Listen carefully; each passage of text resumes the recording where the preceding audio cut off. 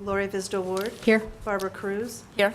Dave Levy. Here. Mark Setter. Here. Jeff Swanty. Thank you. And at this time, I would entertain a motion to move into executive session for an expulsion appeal, and if you want to read the motion. I move we go into executive session pursuant to CRS 24-6-402, 4G and H to consider an expulsion appeal in the matter of student number 706708. And is there a second? I second. It's been moved and seconded to move into executive session in pursuit of CRS 24-6-402 to consider an expulsion appeal in the matter of student number 706708. Is there any discussion? Wendy, if you would call the roll, please. Paul Banks. Aye. Pam Howard. Aye. Lori Visdor Ward. Aye. Barbara Cruz. Aye. Dave Levy. Aye. Mark Setter. Aye. Jeff Swanty. Okay, thank you. So we will move into the interior room. You can just come with us. At this point, the board is considering the expulsion appeal, and at this point, I will entertain a motion regarding that appeal. So, Madam President, I move to affirm the superintendent's April 13th, 2018 decision that a student, control number 706708, be expelled from the Thompson School District R2J through the remainder of the 2017-2018 school year, which is May 25th, 2018, that the board adopt the final determination of appeal as presented, and that a copy of the final determination of the appeal be delivered to the student and the student's family. Thank you. I Is there a second. second? So it's been moved and seconded to affirm the expulsion as recommended by the superintendent in reference to student number 706708. Is there any discussion at all? Wendy, if you would call the roll, please. Paul Banks. Aye. Pam Howard. Aye. Lori Visdor Ward. Aye. Barbara Cruz. Aye. Dave Levy. Excuse me. Aye. Mark Setter. Aye. Jeff Swanty. Thank you.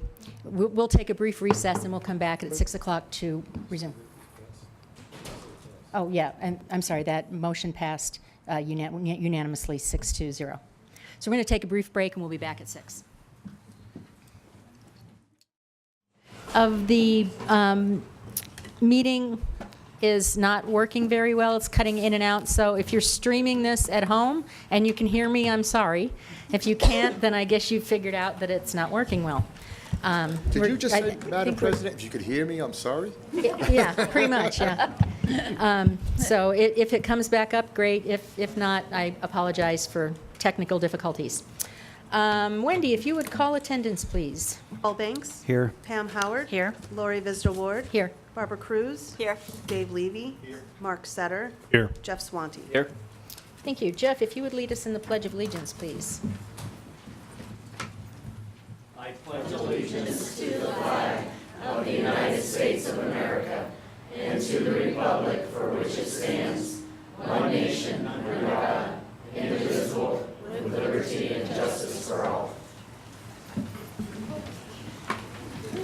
Thank you. Pam, if you would read the mission statement, please. The Thompson School District will be a school district that empowers, challenges, and inspires students, faculty, staff, parents, school leaders, and community members to learn, achieve, and excel. Thank you. Item 2.1 is the first item on the agenda, and that is adoption of the agenda for May 2nd. It's presented in front of you. I would entertain a motion to adopt the agenda as presented. So moved. And a second? Second. Thank you. It's been moved and seconded to adopt the agenda as presented. Are there any discussion? Wendy, if you'd call the roll, please. Paul Banks. Aye. Pam Howard. Aye. Lori Visdor Ward. Aye. Barbara Cruz. Aye. Dave Levy. Aye. Mark Setter. Aye. Jeff Swanty. Aye. Thank you. The agenda is unanimously adopted. Next up is approval of minutes from executive session April 16th and regular meeting on April 18th. Let's take the executive session minutes first. So I will entertain a motion to approve. So moved. Hold on, I'm having a technical difficulty here myself.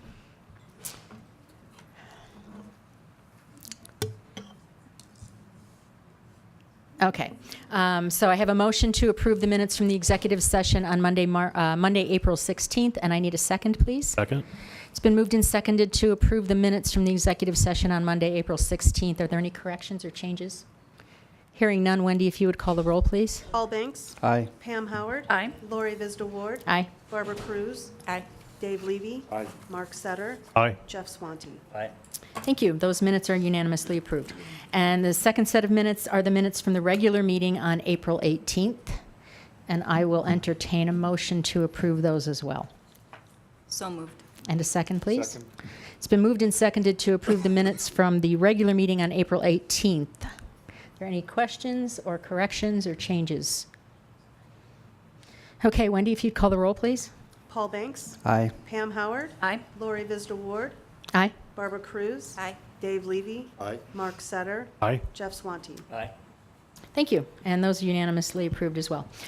Before we move into public participation tonight, I would like to take this opportunity to introduce you all to the next superintendent of Thompson School District, Dr. Mark Schaefer. He's here with us tonight to say just a brief hello. Dr. Schaefer.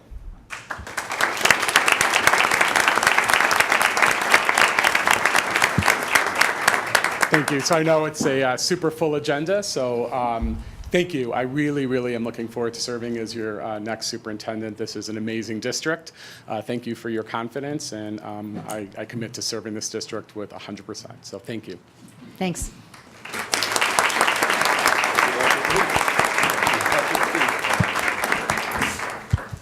All right, that moves us into public participation, public comment, section 4.1. Pam, if you would read the public comment policy, please. Statement. Because the board wants to hear the viewpoint of the public and also needs to conduct its business in an orderly and efficient manner, we have scheduled time during the regular board meetings for comments from the public, the first and third Wednesdays of each month. The board has set aside an unlimited time for public comment. Excuse me. This time for each speaker is limited to 3 minutes, and each individual will only be recognized once, and the board will not respond to comments or questions during public comment. All right. Dr. Banks. First up, we have Tom Kerrigan. And Tom will be followed by Jerry Westbrook.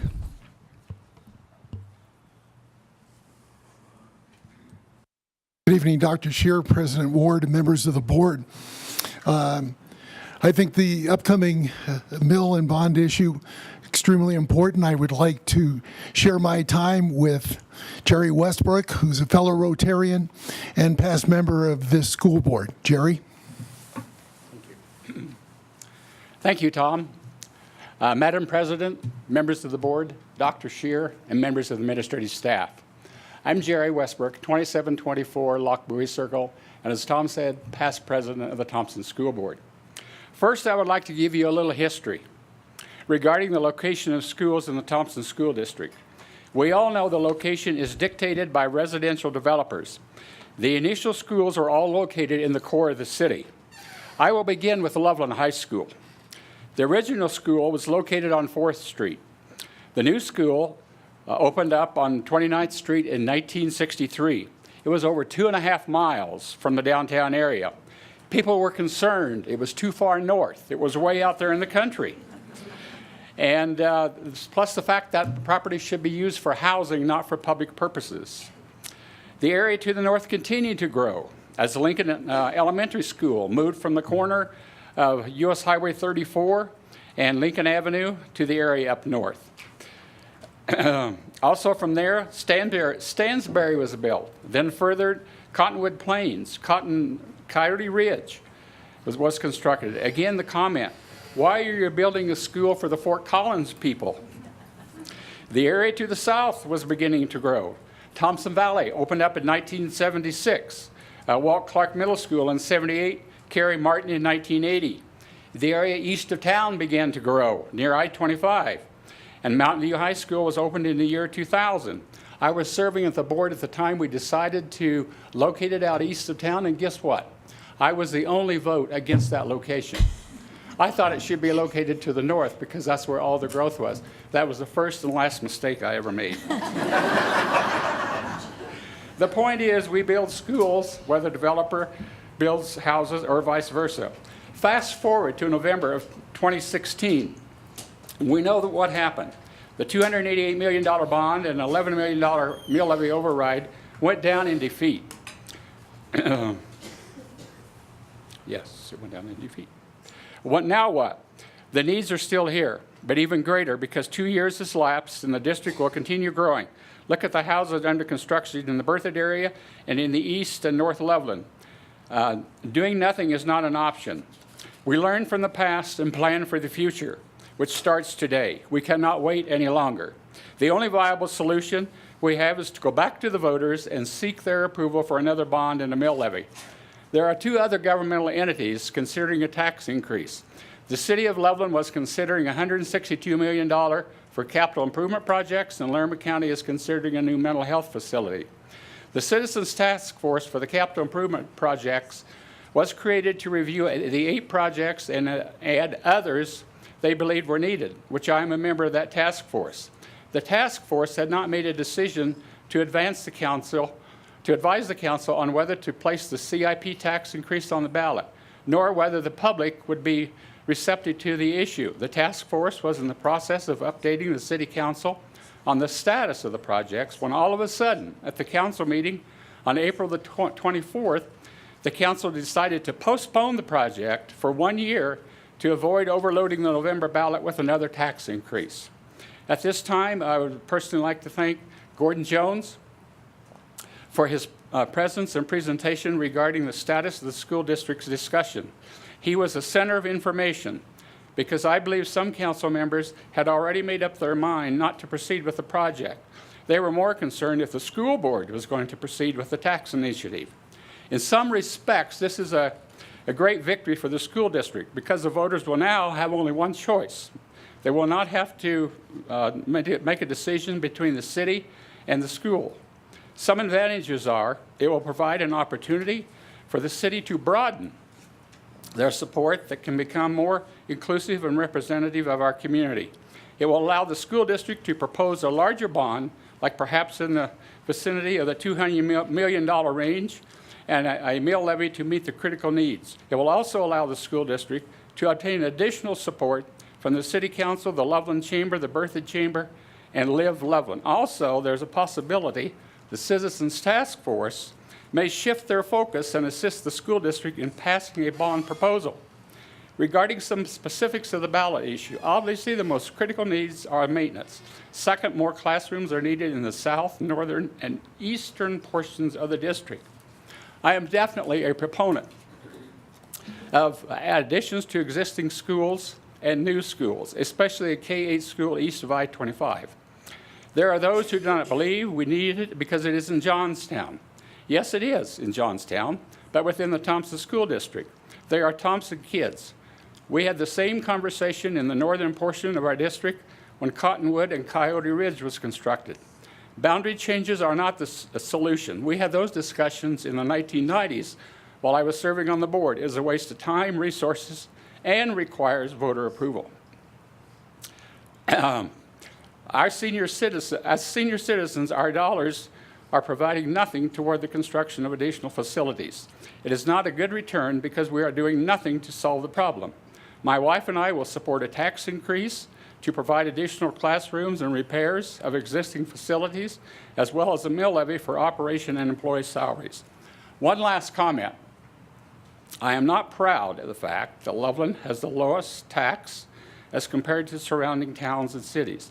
I am not proud of the fact that the Thompson School District has the lowest mill levy of surrounding school districts. I am definitely not proud of the fact that we have the lowest average teacher salary of surrounding districts and below the average state salary. In fact, I'm embarrassed as a taxpayer we have this distinction.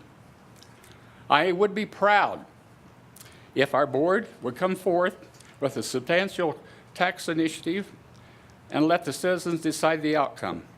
You are not treading unfamiliar waters. All boards prior to you have had these same discussions. It was a shock to the educational community that the 2016 ballot issue did not pass. It was an excellent package, but not everybody saw it that way. It now appears The educational environment is changing. More individuals and groups are coming on board that our schools need financial support, and hopefully the timing is right for a favorable outcome. I am hearing more positive comments that now is the time and local funding is the answer because the state has not held up to their commitment. There is more work to be done, and I thank all of you for your service, for your commitment to education. I know what is going through your minds. I've been there and sat there. Some of you are treading unfamiliar waters, and everyone working together, we can solve this problem. Thank you very much.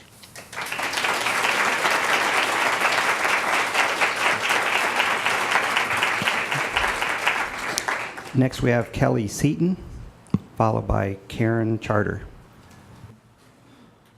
Good evening, Kelly Seaton, 820 Berthoud Peak Drive, Berthoud, Colorado. Dr. Scheer, Madam President, board members, I wanted to personally thank you from the bottom of my heart for taking time to see our Berthoud schools' needs firsthand and recognizing that our children and staff are more than the numbers on a spreadsheet. Your time and presence did not go unnoticed by our community. Your tours have also helped us begin educated conversations in rallying support in our schools, in our district, now and in the future. Sorry. Families are moving to our community largely because of our schools. The accolades of distinction in our elementary schools carry hold a large weight when young families are choosing their new home. When I moved my children here and asked which elementary school is best, there are two within a mile of each other. The answer was always, and still is, unanimously, either are truly amazing. There is no wrong choice in Berthoud. Tonight, you'll be presented with options for the pursuit of a bond and a mill levy this fall. I implore you to take into great consideration that the final bond option chosen has to include permanent options for additional space at Berthoud schools. We need to show our community that with the bond, we will address our immediate needs as well as have a grand plan for the future growth that is happening now in our southern boundaries. Again, I thank you for hearing our voices and our hearts, but we appreciate you, your time, and your hope for our future. Thank you.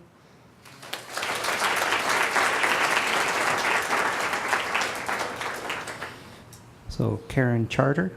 That's me.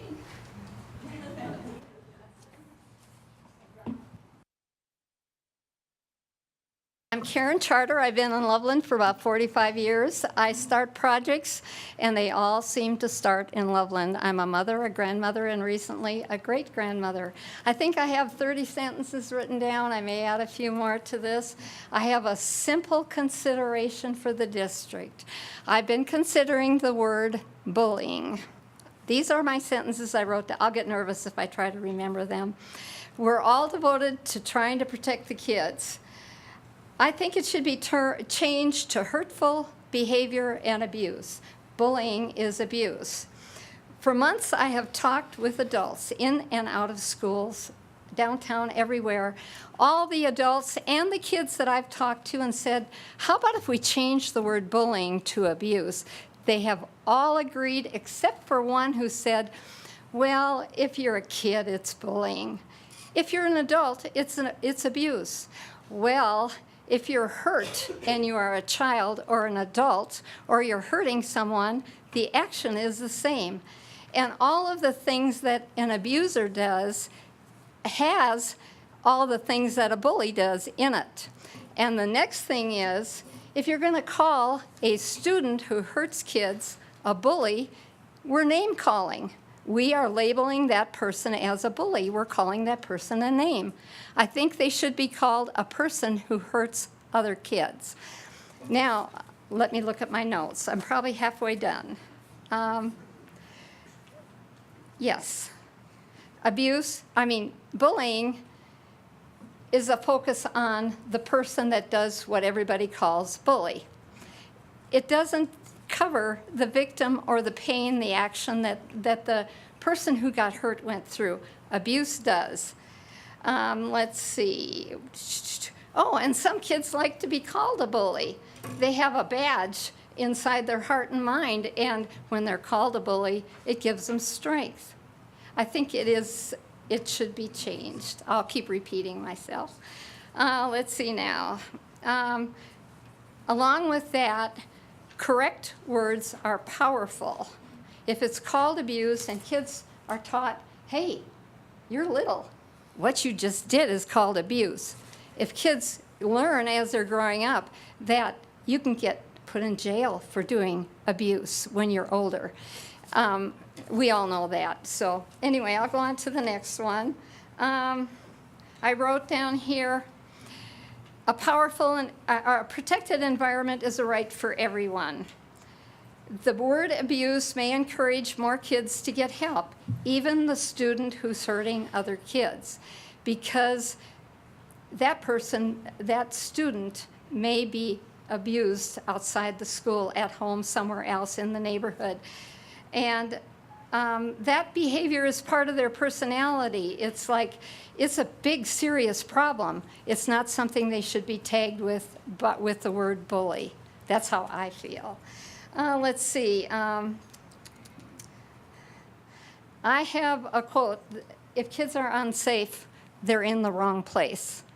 And kids who gather in a building to learn should feel protected from a student who is harming other students. I think I'm done. Yeah, I'm done. That's it. Just a consideration. I appreciate it.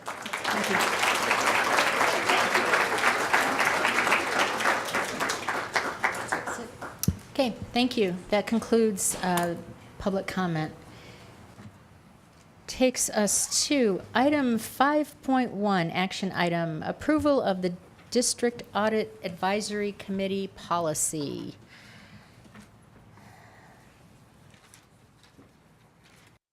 And I am having technical difficulties here.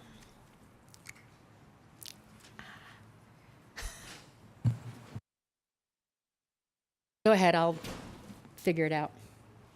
Madam President, Dr. Scheer, members of the board, I'm Gordon Jones, Chief Financial Officer for the district. Excuse me. This item for your consideration tonight is the policy that has been presented over the last two meetings for establishment of the Audit Advisory Committee, which would entail a representative or a nominee from each board member, not necessarily from the individual ward, but across the district as a whole, that would serve on this Audit Advisory Committee, along with the treasurer of the board and the CFO for the district. The primary roles of this committee would be to meet with the auditor on a semi-annual basis, both in planning the audit work that's going to be done, reviewing the audit work that is done at the end, and the comprehensive annual financial review or report, the CAFR, as well as learning a bit more about school finance along the way and being able to provide input and guidance to the board.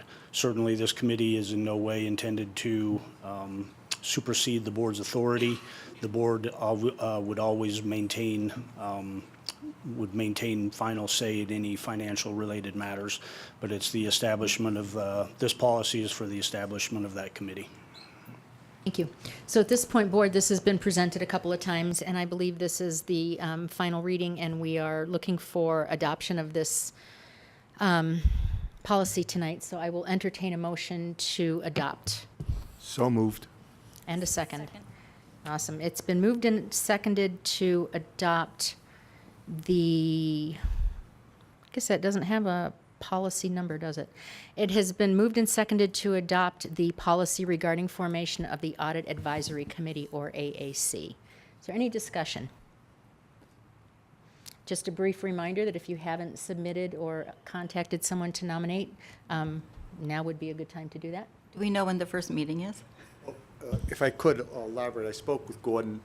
What we'd like to do is each of us submit our nomination to Gordon. We will then send out an email finding a mutually agreeable date. Okay. And what we intend the first meeting to do is to present bylaws, and those bylaws will include that the nominations have to be approved by the board. That was one of the process we went through before. So we'll come back with those nominations for approval and establish the bylaws. We'll also use that first meeting to have Gordon make a presentation on school financing. We hope to have that meeting at, near the end of May. So then we got the second follow-up meeting with the auditor in June, and then we will not meet again until probably October, when the audit committee's preparing their report. So those would be the steps we would take. So I just ask everybody to submit their name with contact information to that, to Gordon. Okay. All right. Anything else? Okay, I've got a motion on the floor. Wendy, if you would call the roll, please. Paul Banks. Aye. Pam Howard. Aye. Lori Visda Ward. Aye. Barbara Cruz. Aye. Dave Levy. Aye. Mark Setter. Aye. Jeff Swanty. Aye. Thank you. That motion passes 7-0. I think you can just hang out right there, Gordon, because the next one is item 5.2, approval of finance policies, DK, which is payment procedures, DKB, salary deductions, and DKC, expense authorization. Board, we've seen these previously, and at this point, I will entertain a motion to adopt those. So moved. Second. It's been moved and seconded to adopt the finance policies DK, DKB, and DKC. Is there any discussion or questions? No? Yes? I just had one Okay. real quick one. It just kind of struck me as funny. So point number 7 Which one? on DKC.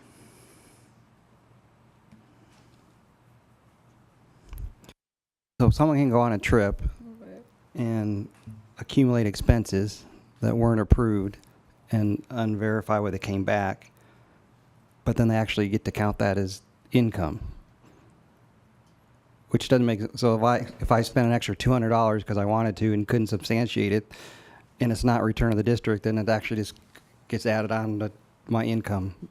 Is that how I'm reading that, or is there something? On point 7 specifically you're referring to? So that's referring to advances that are not cleared when the employee does not attend the event. So there would be an advance. Let me just say first, as a preface to this very seldom, if ever, takes place in the district. Right. But if an employee were to receive a travel advance, not attend the trip, not provide or not return the advance, yes, that would become taxable income, but we would look at other means of contacting the employee, asking for reimbursement of those funds. That was my question, is Yes. are they really going to get an extra, they're going to get a bonus? No, we would follow up with them requesting reimbursement.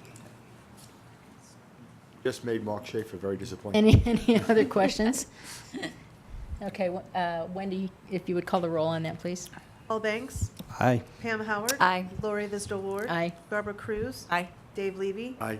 Mark Setter. Aye. Jeff Swanty. Aye. Thank you, and those 3 finance policies are adopted unanimously. Next up, just stay right there, Gordon. 5.3, confirmation of the district auditor contract. Is this going to require an actual vote? Is that what you're looking for? It would be advisable to have a vote Okay. of the board just to adopt the auditor. The auditor does work for the board, not for the district. So it is, it would be appropriate, in my mind, yes, to have All right. a formal vote. So if I could just provide a bit of background, the district issued an RFP, request for proposal, earlier this year, a couple of months ago, soliciting firms that were interested in submitting their proposal for being the district auditor. This is a typical practice that takes place every 5 years, typically. It doesn't have to. It can take place more often than that. The program that's been in place in the past is a 1-year contract with 4 1-year renewals. It just so happened that at the completion of the 2016-17 year, that was the 5th year of the agreement with our previous auditor, which was Swanhorst and Company. So it was appropriate to issue the RFP. We had 3 respondents that replied to the RFP. RFP review committee was formed that was comprised of the treasurer for the board, the CFO, and the accounting manager of the district. Those were reviewed with a standard matrix that is used through the procurement process. The cost or the proposed price was received in a separate sealed envelope that wasn't available to the review committee as a way of ensuring that price wasn't the only consideration, that each RFP was considered on its own merit. These were evaluated and scored by the entire committee. After that process was done, then the proposals for price were opened and scored appropriately as well. All this under the guidance of the procurement department in the district. And a conclusion was reached unanimously by the RFP review committee to recommend to the board adoption or hiring of the firm Hinkle and Company as the auditor for the district for the next year, with 4 one-year options available after that. I'm sorry, the name of the company again was? Hinkle and Company, which is a merged company Okay. with our existing or our previous auditor, Swanhorst and Okay. Company. It is a firm out of Topeka, Kansas, and they have merged. Those two firms have merged. An office in Denver. They absolutely have an office in Denver, a presence in both cities. If I could? Sure, question? I was on the selection committee. Just a few comments. First of all, I congratulate the selection committee. A shout out for James Harris, the procurement. He ran it very strictly by the book, but yet opened up. I also want to compliment Gordon and Luke Gonzalez. They were just excellent. A few points to make that one of the concerns of rehiring the same audit committee, the same audit firm, is we don't have a fresh look. The people that will be doing the audit will give us a fresh look. The new people, they haven't done the audit yet for us, so that's good, but yet the reviewer, the quality control will be Swanhorst, so we have that continuity also. We have the best of both worlds. A second point was, this firm had the highest technical score and had the most points for their price. So in other words, it also was a win-win. So it was a good selection process, and we have the right firm. Paul? Just out of curiosity, to whatever extent possible, can you kind of give me an idea what differentiates the different companies? I mean, what makes one better than the other, and why is this the best one? Certainly. So the rubric that was completed by the selection committee involved a variety of items or considerations. It was the experience of the staff, the qualifications of the staff, their reference list, what other districts or municipalities have they served or do they serve in the area or in the country, because we did receive solicitations from at least one firm that had a nationwide presence. A variety of approaches that each audit firm will propose. And while there's a variety of approaches, it's still the same work that needs to be done. It's a sampling of the transactions of the district. It's checking those to make sure that they are following the procurement process, meaning there's a properly executed purchase order, receiving paperwork, work completed, invoice, and then payment of that invoice, that it's coded correctly according to the CDE chart of accounts. A variety of things that they will look at. So really the differentiating factors, any of these firms I think would have been certainly capable of performing the work, but when the scores were applied independently by each committee member and then consolidated at the end when we met to review, it was a clear-cut choice on who the top-rated firm was. Any further questions? All right, I will entertain a motion to confirm the new district auditor, Hinkle and Company, or Hinkle and Company. So moved. A second, please. Second. It's been moved and seconded to confirm Hinkle and Company as the new district auditor contract. Any further discussion? Wendy, if you'd call the roll, please. Paul Banks. Aye. Pam Howard. Aye. Lori Visda Ward. Aye. Barbara Cruz. Aye. Dave Levy. Aye. Mark Setter. Aye. Jeff Swanty. Aye. Thank you. That's a unanimous 7-0. Thank you. Next up, item 5.4, approval of probationary licensed staff. Dr. Siebers, I have a feeling this is going to require a little bit of explanation. It should be quite simple. Madam President, School Board, Dr. Scher, Bill Siebers, Chief Human Resources Officer of this amazing district. So what you have in front of you is each year the Board of Education is required by law to formally approve the renewal of contracts for returning probationary licensed employees. It is recommended that the Board of Education approve employee contracts for all probationary teachers currently employed by the Thompson School District, with the exception of those that have been approved for non-renewal in previous board action.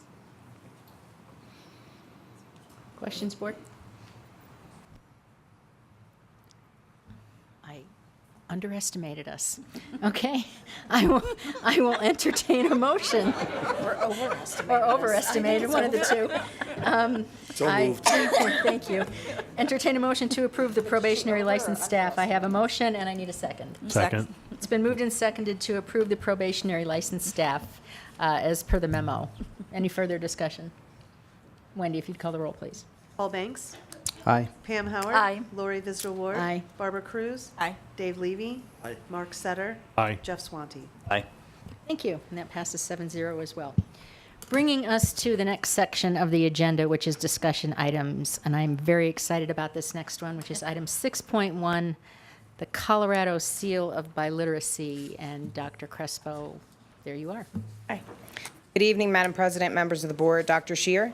I'm here this evening, and I can only do it in Spanish, so, and English, obviously.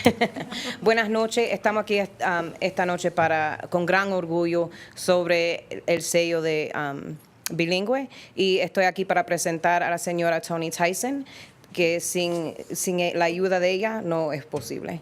Muchas gracias. Merci beaucoup. That's We got to two now. continue. So, my name is Tony Tyson, and I'm the world language TOSA for this wonderful district. So, Madam Chair, the board members, and Dr. Scheer, you invited me back, and this time I came with a bunch of students. And it's so wonderful for me to tell you what has happened with our Seal of Biliteracy, our very first one in this district. And remember, it's a Colorado Seal of Biliteracy. We have all the requirements. So let me tell you a little bit about it. We're going to read the students' names. They'll stand up, okay? And then I have a little story that's special to tell, okay? So, congratulations to the Thompson School District's first group of recipients of the Colorado Seal of Biliteracy. We have 57 district students in Spanish, French, German, American Sign Language, Vietnamese, and Chinese. Of the students, 19 are heritage or native learners. That means that was their first language. And we honor them for their skill of another language that they already have, and the English that was their second language. The Seal of Biliteracy is awarded to seniors who reach the criteria needed for eligibility. We are very proud of these students who have earned the seal. In fact, we have 2 students who have 2 seals. We have Jorge Quinones from Thompson Valley, who has it in Spanish and English and French and English. We have Juan Acevedo Martinez from Loveland High School, who has Spanish and English and French and English. That's quite an accomplishment. This is the Seal of Biliteracy from Colorado, which means the seal was approved by the state lawmakers in March 2017 because it is another way of the many important 21st century skills to be recognized for career awareness. And it's important because it is a pathway in our global interconnected community and our international collaboration. Colorado became the 27th state to honor the Seal of Biliteracy. Find out more at thesealofbiliteracy.org. In order to be eligible, one needs to meet the criteria that was developed by 3 national groups. the English Teachers Association, World Language Teachers Association, Bilingual Teachers Association, and the teaching of English of students of other languages. So this was a national effort to have the same criteria. Remember, this is biliteracy, not just speaking, but also the ability to read, write, and listen in both languages at high proficiency levels. Isn't that great? We're sending bilingual people. They're just glowing. I'm so excited. For English, it is the state requirements for SAT or AP or IB levels with certain scores. For the world language section, students must have a score of 3 on the AP or 4 on the IB. Or if they are not taking AP or IB, we have an international language test called the Apple test, which many of them took. And it's just as rigorous as all the other tests that we've had. You can ask them. A lot of these were part of, right? The Apple test was a lot of fun. See? All right.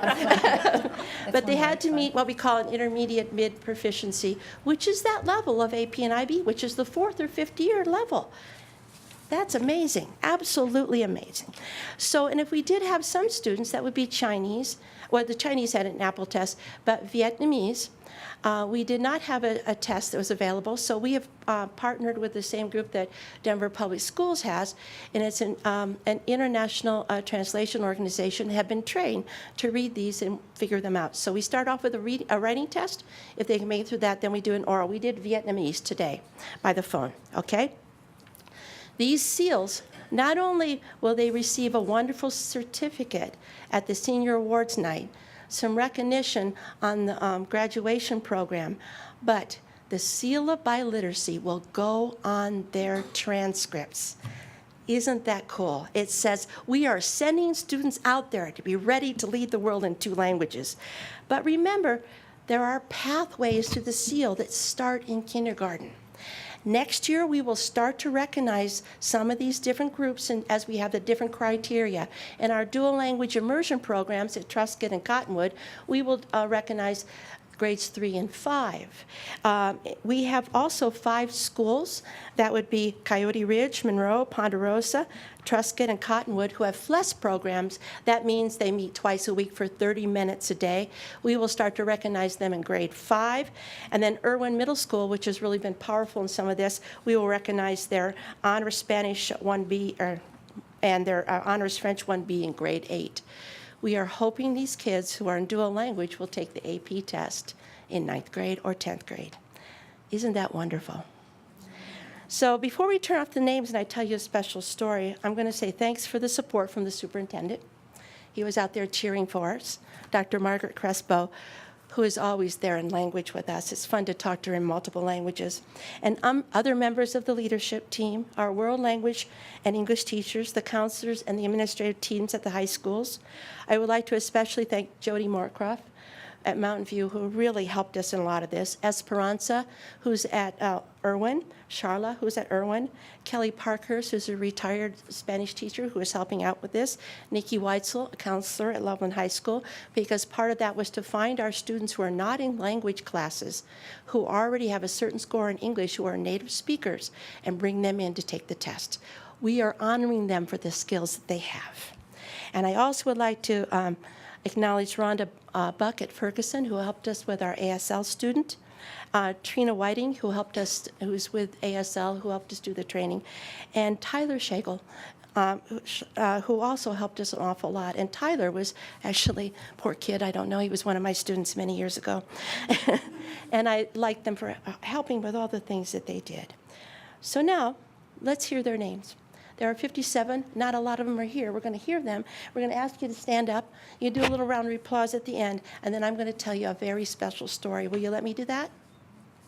I'm going to introduce Jody Moorcroft. Hi. I'm going to start with Loveland High School. We want to recognize, and so if you are here, stand up. Juan Acevedo Martinez, Alexis Diaz, Chloe Entner, Tanya Garcia, Leslie Gonzalez Hernandez, Nathan Campbell, Gabrielle Smith, Armando Baca Morales, Juan Acevedo Martinez again, Bernice Baca Morales, Olivia Velthusen, and I apologize if I butcher any of your names. I got Mountain View down. We have Emma Blundell, Dahlia Biles, Tiana Cisneros, Madison Kolb, Stand up. Carol See all Walker, of you at once. Don't sit down. Brandon Lindsay, Stephen Peterson, Zoe Vavrina, Brenna Humans, Shannon Hill, Jacob Alvarado, Trenton McCalco, Catherine, I'm making all of your names Latin sounding, I apologize, Catherine Stala, Lena Ware. That is it from Loveland High School. Moving on to Mountain View High School, Jaden Bishop, Lily Bussey, Sarai Castellanos, Diana Castro, Jennifer Ha, Megan Heisman, Juan Herrera, Manuel Hinojosa, Micaiah Hodges, Madison Lingman, Martha Lopez, Ixel Macias, Jaylene Mendoza, Wendy Munoz, Grace Roth, Dominic Sandoval, Samaje Spencer, Rebecca Valdez Mercado, Megan Valier, Vivian Sotelo Ornelas, Angel Yu, and V. Tran. And from Thompson Valley High School, Tyner Mahoney, I'm going to mess this up, Liza Quesada, Jorge Quinones, Jonathan Swaja, Savannah Voigt, Jorge Quinones again, Greta Stelreck, Josie McCauley, and Ileana Perez. Congratulations.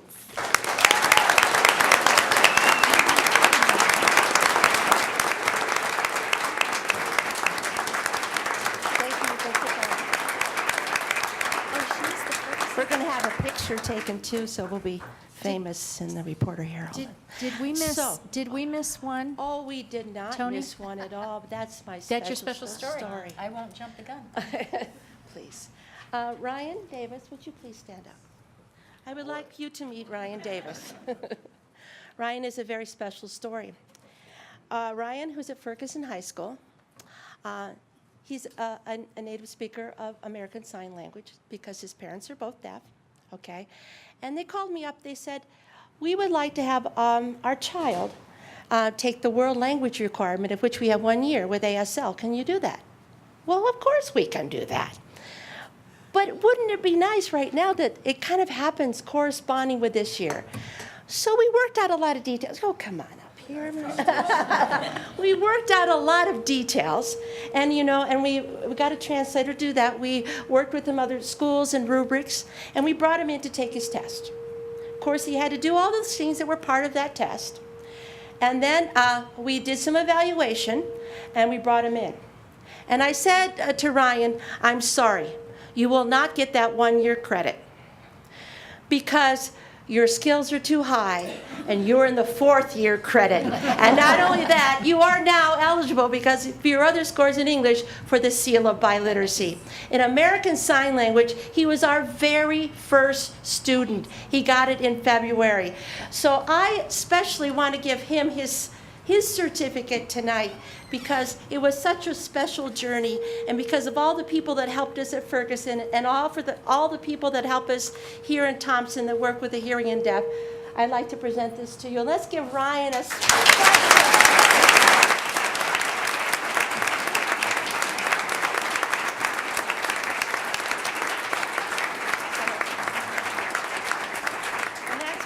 And that's the fun part of my job.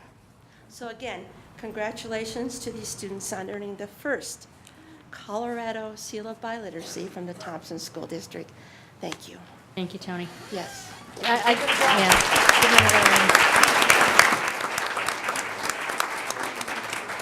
Okay, you guys have to go study, so you're excused now, right? Are you all seniors? Are you all graduating? Yes? Okay, well then you really don't have to go study, probably. I'd have to study very hard. That's my heart. I know, that's great.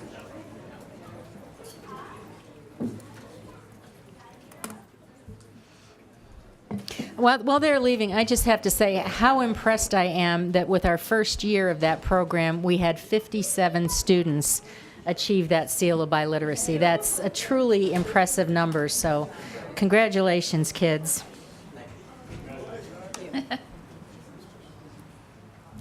We're looking for a teacher in American Sign Language. We need to keep an eye on that kid.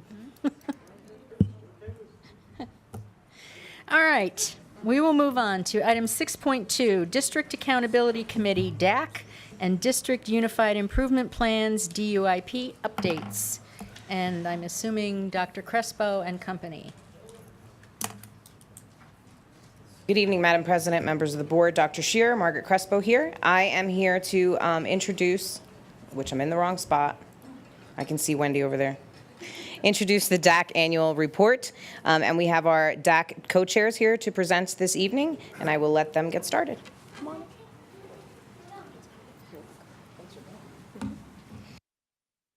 That's a tough one to follow. And everybody gets out and leaves. Madam President, members of the board, Superintendent Scheer, thanks for allowing Kristen Hines, my co-chair, and I to present to you Thompson School District's, I should say, the awesome Thompson School District's Accountability Committee's year-end recommendations. To prepare for these recommendations, we did several things over the last year. We reviewed the District Unified Improvement Plan. We actually engaged individual schools and reviewed every single solitary individual school unified program, or the SUIP as we call them.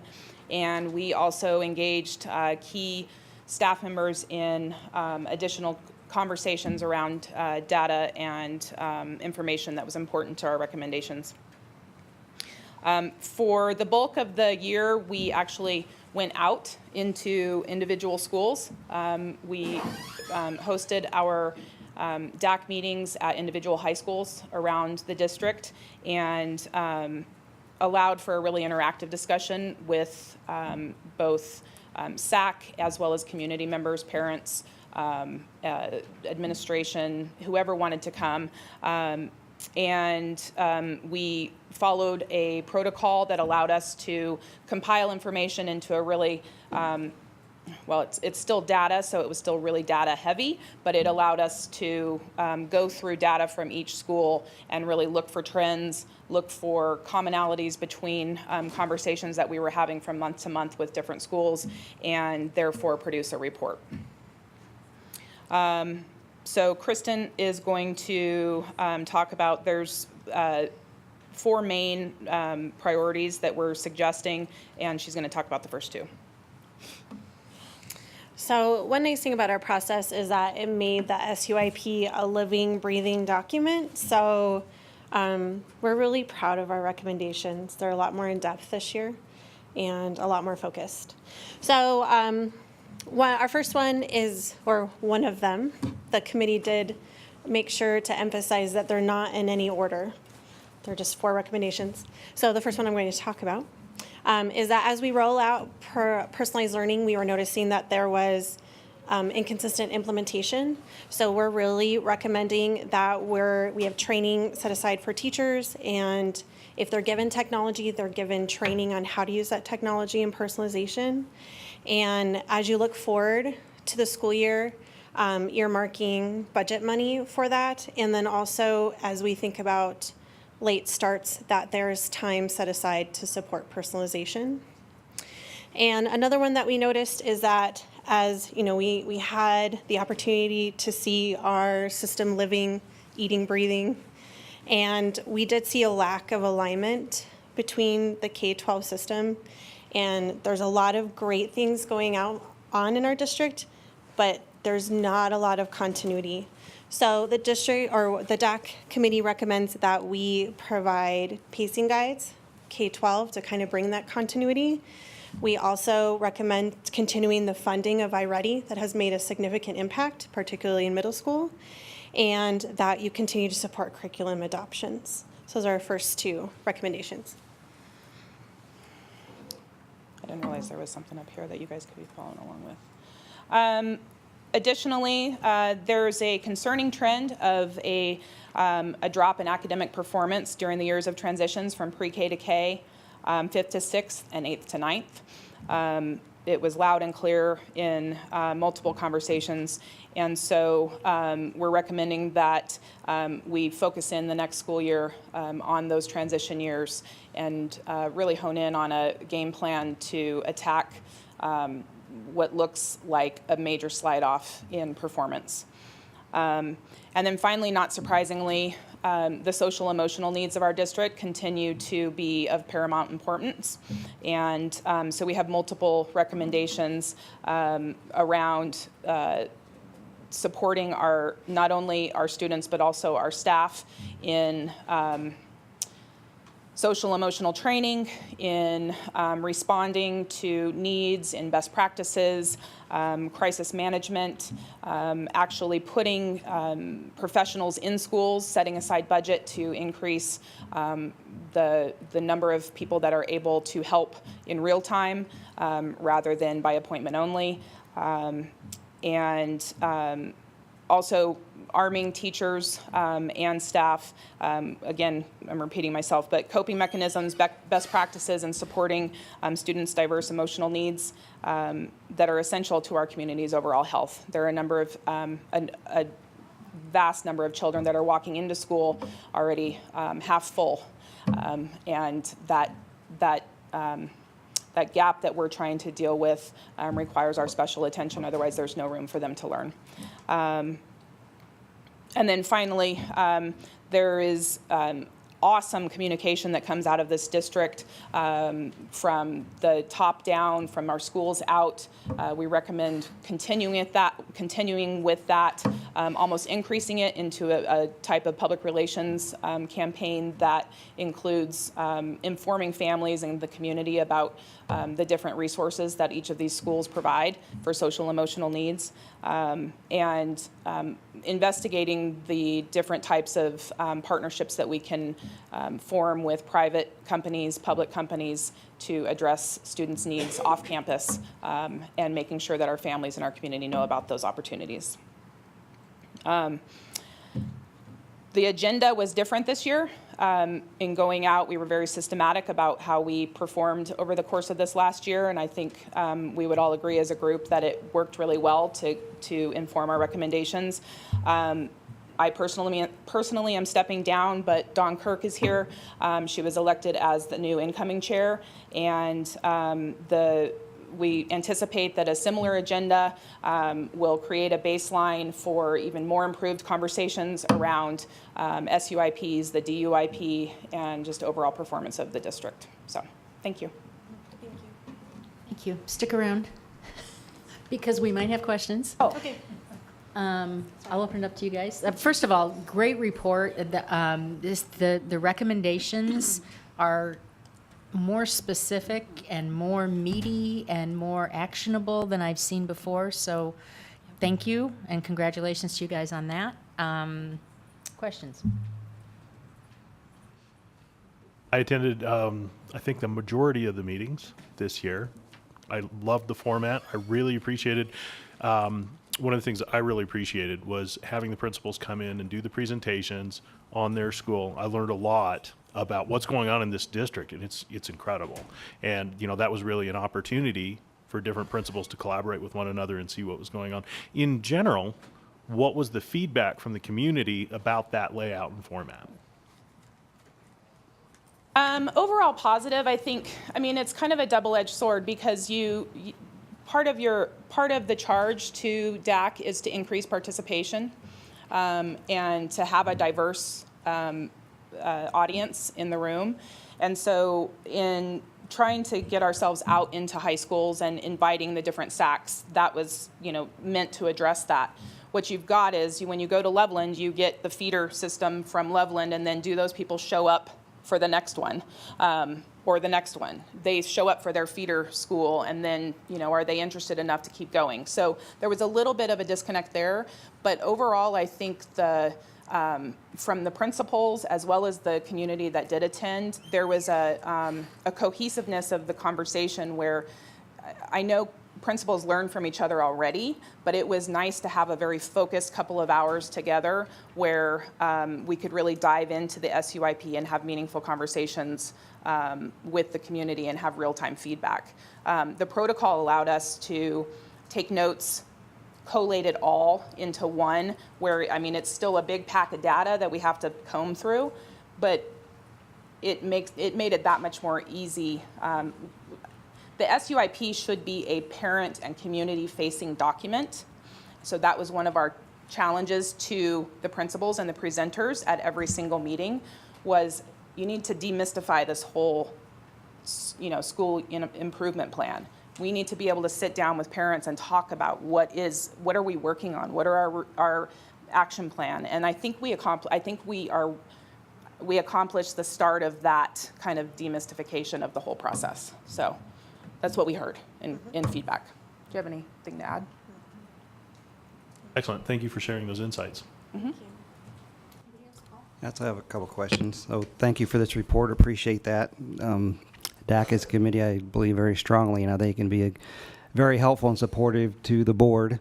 But also, with some of my experience, I know that you have lots of responsibilities, and it's very, very hard to meet all of those within the meetings you have.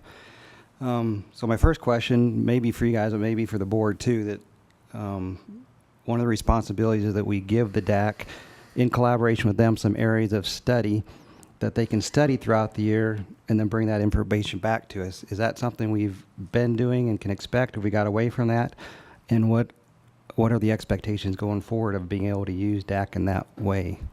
I was thinking as I was looking at these that some of the recommendations that you have that I would like to see come back with a now what, or did we, or that kind of thing. Absolutely. So, that was. I guess that's your job next year, right?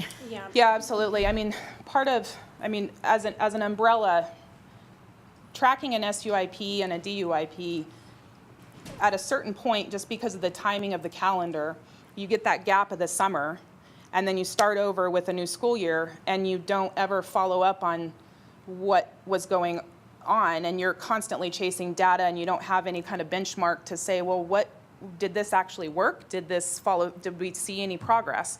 And so by establishing a protocol, we felt really strongly that would help us not chase data, but actually have meaningful conversations, because now the next agenda, or the next set of agendas for the 18-19 school year, we can have action plans in front of people that are sitting there listening to be able to follow up on them, rather than starting fresh. And so there's the data part of it, and then there's also the recommendation part that we finally come with, and I think it just informs itself. Rather than check a box of butts and seats, we need to mean something to you all, and I think being able to show that we've made a difference and that things are being followed through on is key to that. So how and when do we kind of do this collaboration piece that gives them specific direction on what to... You want to chime I'm in not on too this? sure that's appropriate. I might be wrong, but DAC is created by state law.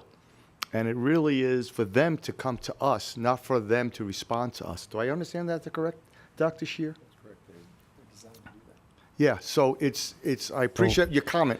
So let me read out of the manual from the CD that at least annually, cooperatively determining with the local school board areas and issues in addition to the budget issues. I stand corrected. The DAC shall study and make recommendations upon. That's fine. I stand corrected then. Okay. Well, and we've got the recommendations that you all made. To me, the natural next step is to see, do they get done? And of the one, obviously, maybe not all of them get done, but if some of those things get done, how did it go? Well, then, Right? then I would suggest they made their recommendation to us. Then it's for us to direct staff to implement it. Then. Right. Perhaps Right. that's a And some of topic. these pieces have a budgetary. Yeah. That's the tricky part. Yeah. Right, that's the tricky part. So as we look forward, or going forward with a potential mill and bond, actually, this is perfect timing for us, because there's some very specific things you guys found out and included, the curriculum pieces, the iReady, that, there is a monetary number attached to those. So thank you for that. But there's also that accountability piece, right? You guys are the accountability. You said, hey, we think you should do this, and then we say, all right, we're going to do some of this, and then you're going to say you didn't do it, or you did do it, or whatever. So that's, to me, the accountability It's a where back that and comes in. forth, Yeah, yeah. Dr. Scheer? I've been an arm's length away from the DAC on purpose because I wanted it to feel like that it was something that was coming up instead of pushed down on you. And the 6 years I've been here, quite honestly, this year, the focus and the intention was as healthy as I've ever seen. And I just want to compliment you for that, because the intent was to make things better by having the conversation with the buildings and making sure that you understood what they were doing, they understood what you were looking for, and coming to this board with, I think, some of the most thoughtful information I've ever seen from a DAC. And I've been in 2 different school districts in Colorado. And this year's report, I think, is one of the healthiest in terms of giving us that kind of information that I've ever been a part of. So I want to say thank you for that, because I know it was a lot of work. Thanks. It really was. I would, thank you. I appreciate that. That makes me glad I followed all the kids. That makes it worth it. There's also an accountability, I think, that's in the charges that I think has to be more pronounced, and that is between DAC and SAC. That I think there's some missing pieces that in the coming year, that there is a very keen understanding between the school accountability committees and the district. It's a cooperative effort between the two, because we wouldn't have made these recommendations without having full-on conversations with these individual principals and SAC chairs and all of them. So there's a piece of the conversation at every DAC meeting that the SAC chairs, there needs to be representation at each DAC meeting from SACs across the district to make sure that this is fully, we did the work going out. We need to make sure that they're sitting at the table as well when we're here. So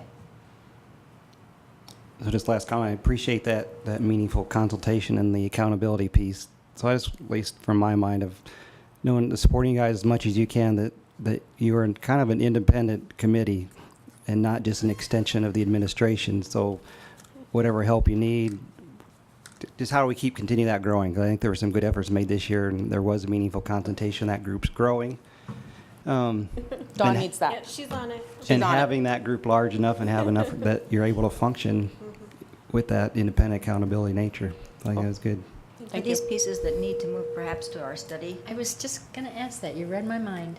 I have a question, and then I was just going to Okay. suggest that we talk about, these recommendations and decide which ones that we want to, how we want to prioritize them that way. But I had a question. So yes, we will add that Okay. to tomorrow night's agenda. Thank you. Okay. I had a question regarding the last one about the social and emotional. Is there a specific thing on the SUIP that's starting to ask about those areas now? There is. Because I haven't looked at one in a while. We stopped short of saying that every SUIP should have a social emotional action plan. If you were to summarize these bullet points, that's basically what we're saying. That every single SUIP, regardless, there's curriculum, there's all these other things. Every single one should have something around what we're doing to support our teachers and our staff around social emotional needs, training, best practices, real-time crisis management, all of that.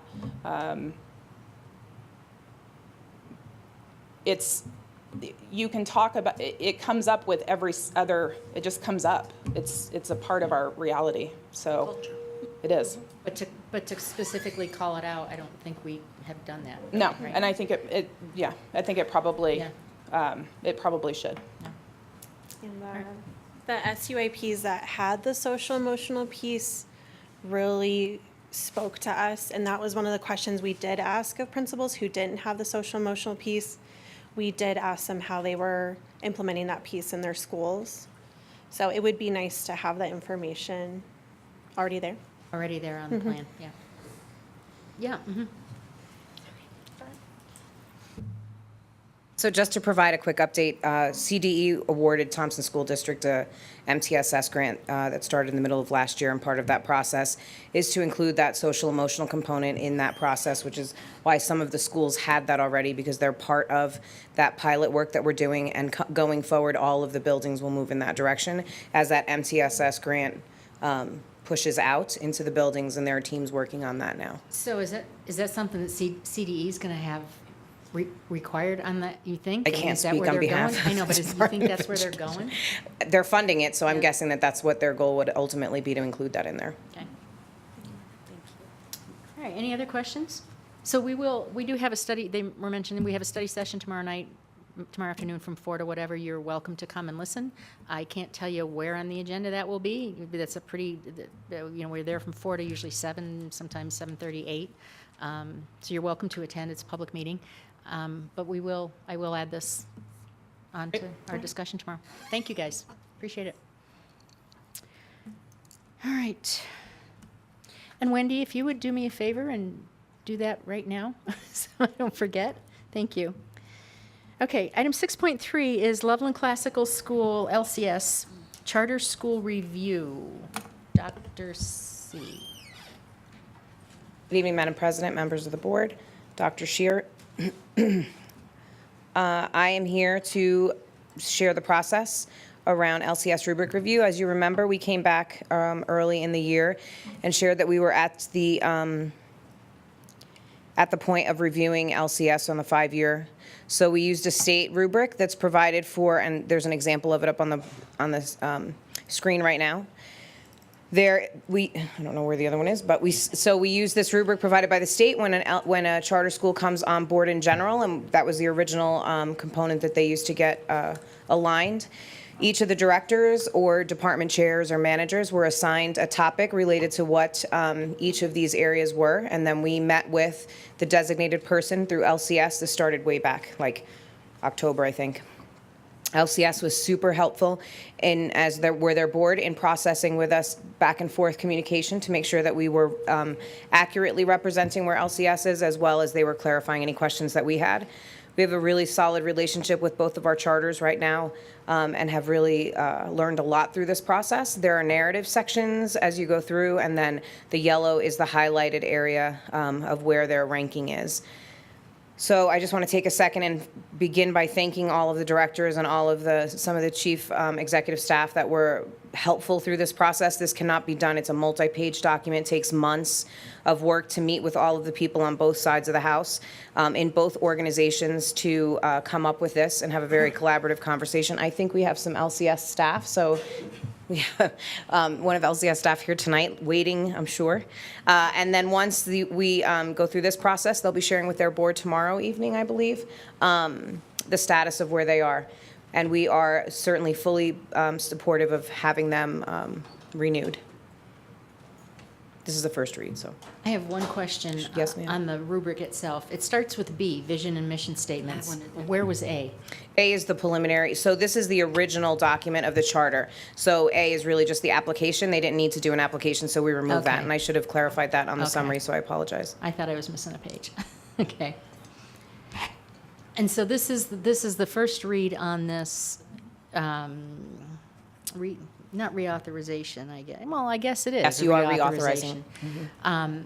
Next meeting, we will Take a vote. take a vote on whether to reauthorize or not. And it's for what year period? 5. 5-year period. Is that what the last one was? Yes, and we're actually a little bit early. It was our first time, so we wanted to make sure that we had enough time. So they actually are ahead a few months. I'm sure they would rather that you not wait because we're all kind of waiting, but you are a few months ahead of time. Questions board. I know it's a big document. I'm assuming each area, there's educational program area, there's an area around finance, evaluating pupil performance. Those are done by different. Yes. So finance was done by Gordon Jones and his staff. HR was done by Bill Siebers. Learning services directors took on certain components based on those pieces. Charlie Carter, I just want to shout out to her. Just incredible. She took on a lot of the bulk of these pieces as we went through it because of her relationship. LCS did a lot of work as well.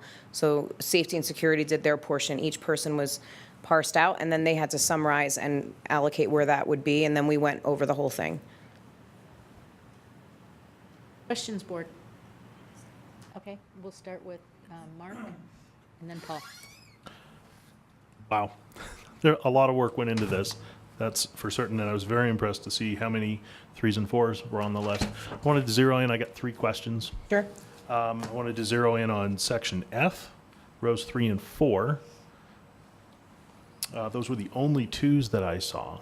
And did we have the discussion on how, if there's a plan behind those, to move those from a 2 to a 3 or 4? Yes, so typically what we do, and actually part of the conversation we're aware of, is that there are some assessment changes that are happening at LCS and some progress monitoring that they're doing. So we're pretty confident that if we were to do this in a year and a half, they would move through.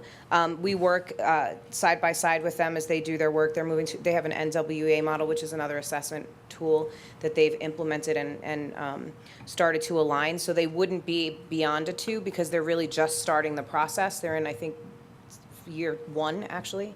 So we would come back and see that, and then we'll walk with them through that process. A lot of it is that there's just not enough data right now related to the newest implementation. Okay, good. That answers that question. The next one I wanted to go down to is section P, row 6, and it's for both ELL and GT. I noticed that no cells were highlighted. Well, because we assist them through that process, so their evaluation is aligned to ours. It's not separate. They don't waive that out. ELL and GT is that we are the learning service provider for them, so our departments do that work for them. It's not outside of that. Okay, and is that the same case for section Q, row 1? Hold on. Yeah. I've got it memorized, but not every This is the single. first time, Dr. Crespo, I see you didn't have the document memorized. must be busy. There are a lot of, but I did know A. Come on, that's pretty awesome. Okay, sorry, it's taking me a second. So basically, Mark, you're looking at the ones that have nothing marked, yeah. Correct. No, it's just, yeah. it's not marked. Nothing's marked. It's research. What's the topic? Oh, dispute resolution process? Yeah, so they are exceeds and for the compliance with statutory requirements for both charter school and authorizer. So they exist. They don't. They essentially they use their own model through Charter Institute, or they use us. So they've called us before. It's not an area that we would rank. It doesn't apply for that top one. Is that the one you're asking about? Yes, exactly. Yes.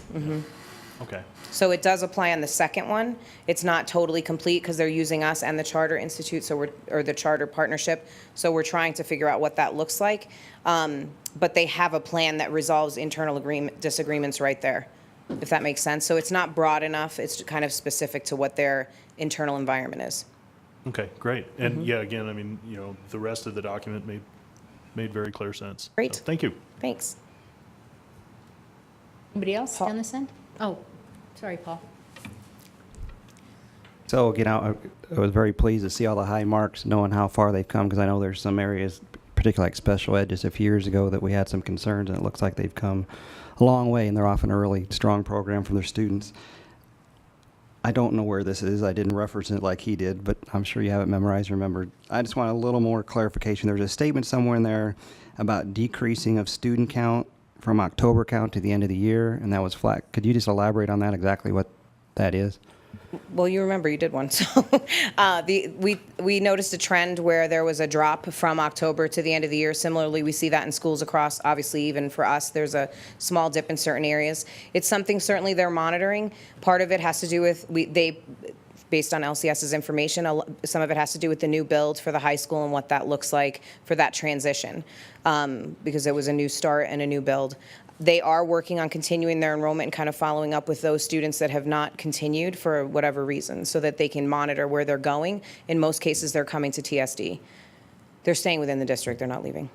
So is this a multi-year trend that you're identifying, or is it We saw it significantly for this past year, so we're using that as the model that the high school opened, and that's where we're seeing that transition. We've seen dips before, not more or less than we see as a district on a whole.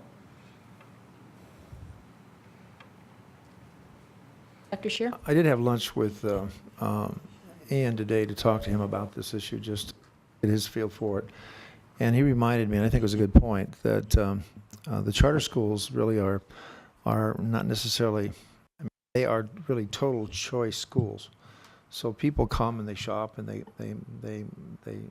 come to their schools, and in some cases it's not quite the fit that they were expecting and that kind of. So they have a really different, if you really think about it, their population comes really from a total choice environment more than it does from the community. Whereas we're looking at our regular schools, we have about 40% of our students in elementary moving around choicing and that kind of thing, whereas population and charters, as far as the choice and making those decisions, they're much more into, I don't know what the word would be, maybe much more into shopping and trying it out and seeing if it's a fit or not. I think they have more of that than we do. And I thought that was a good point. I guess just as you look at the data, it'd be interesting for me, are the students that are coming back, is that pretty representational of all our demographics and everything else, or are we seeing a certain trend of, second language speakers or special ed or something that's happening that warrants further investigation? I can certainly investigate a little bit further to see what that specificity looks like and trend. Yeah, absolutely. Where was that? Which item was that? Can you remember? Oh, here it is. I just found it. What page is it on? I just found it. It's page 8 or 9. It's section G under Budget and Finance. And it's in the questions and concerns. Decrease in student count from October count date to end of year is much higher percentage of student population than seen in TSD and the other authorized charter school in the district. Desire for narrative concerning the budget to better identify assumptions made and to ensure alignment with school's mission. So it does seem to be a little bit higher than what's seen in the traditional TSD schools and in the other authorized charter school in the district. So maybe a watch. The other charter school I'll share has increasing enrollment. Increasing enrollment. They're increasing enrollment continuously. They're full in a lot of their grade levels. I don't know the numbers offhand, but I just know that they've seen an increase.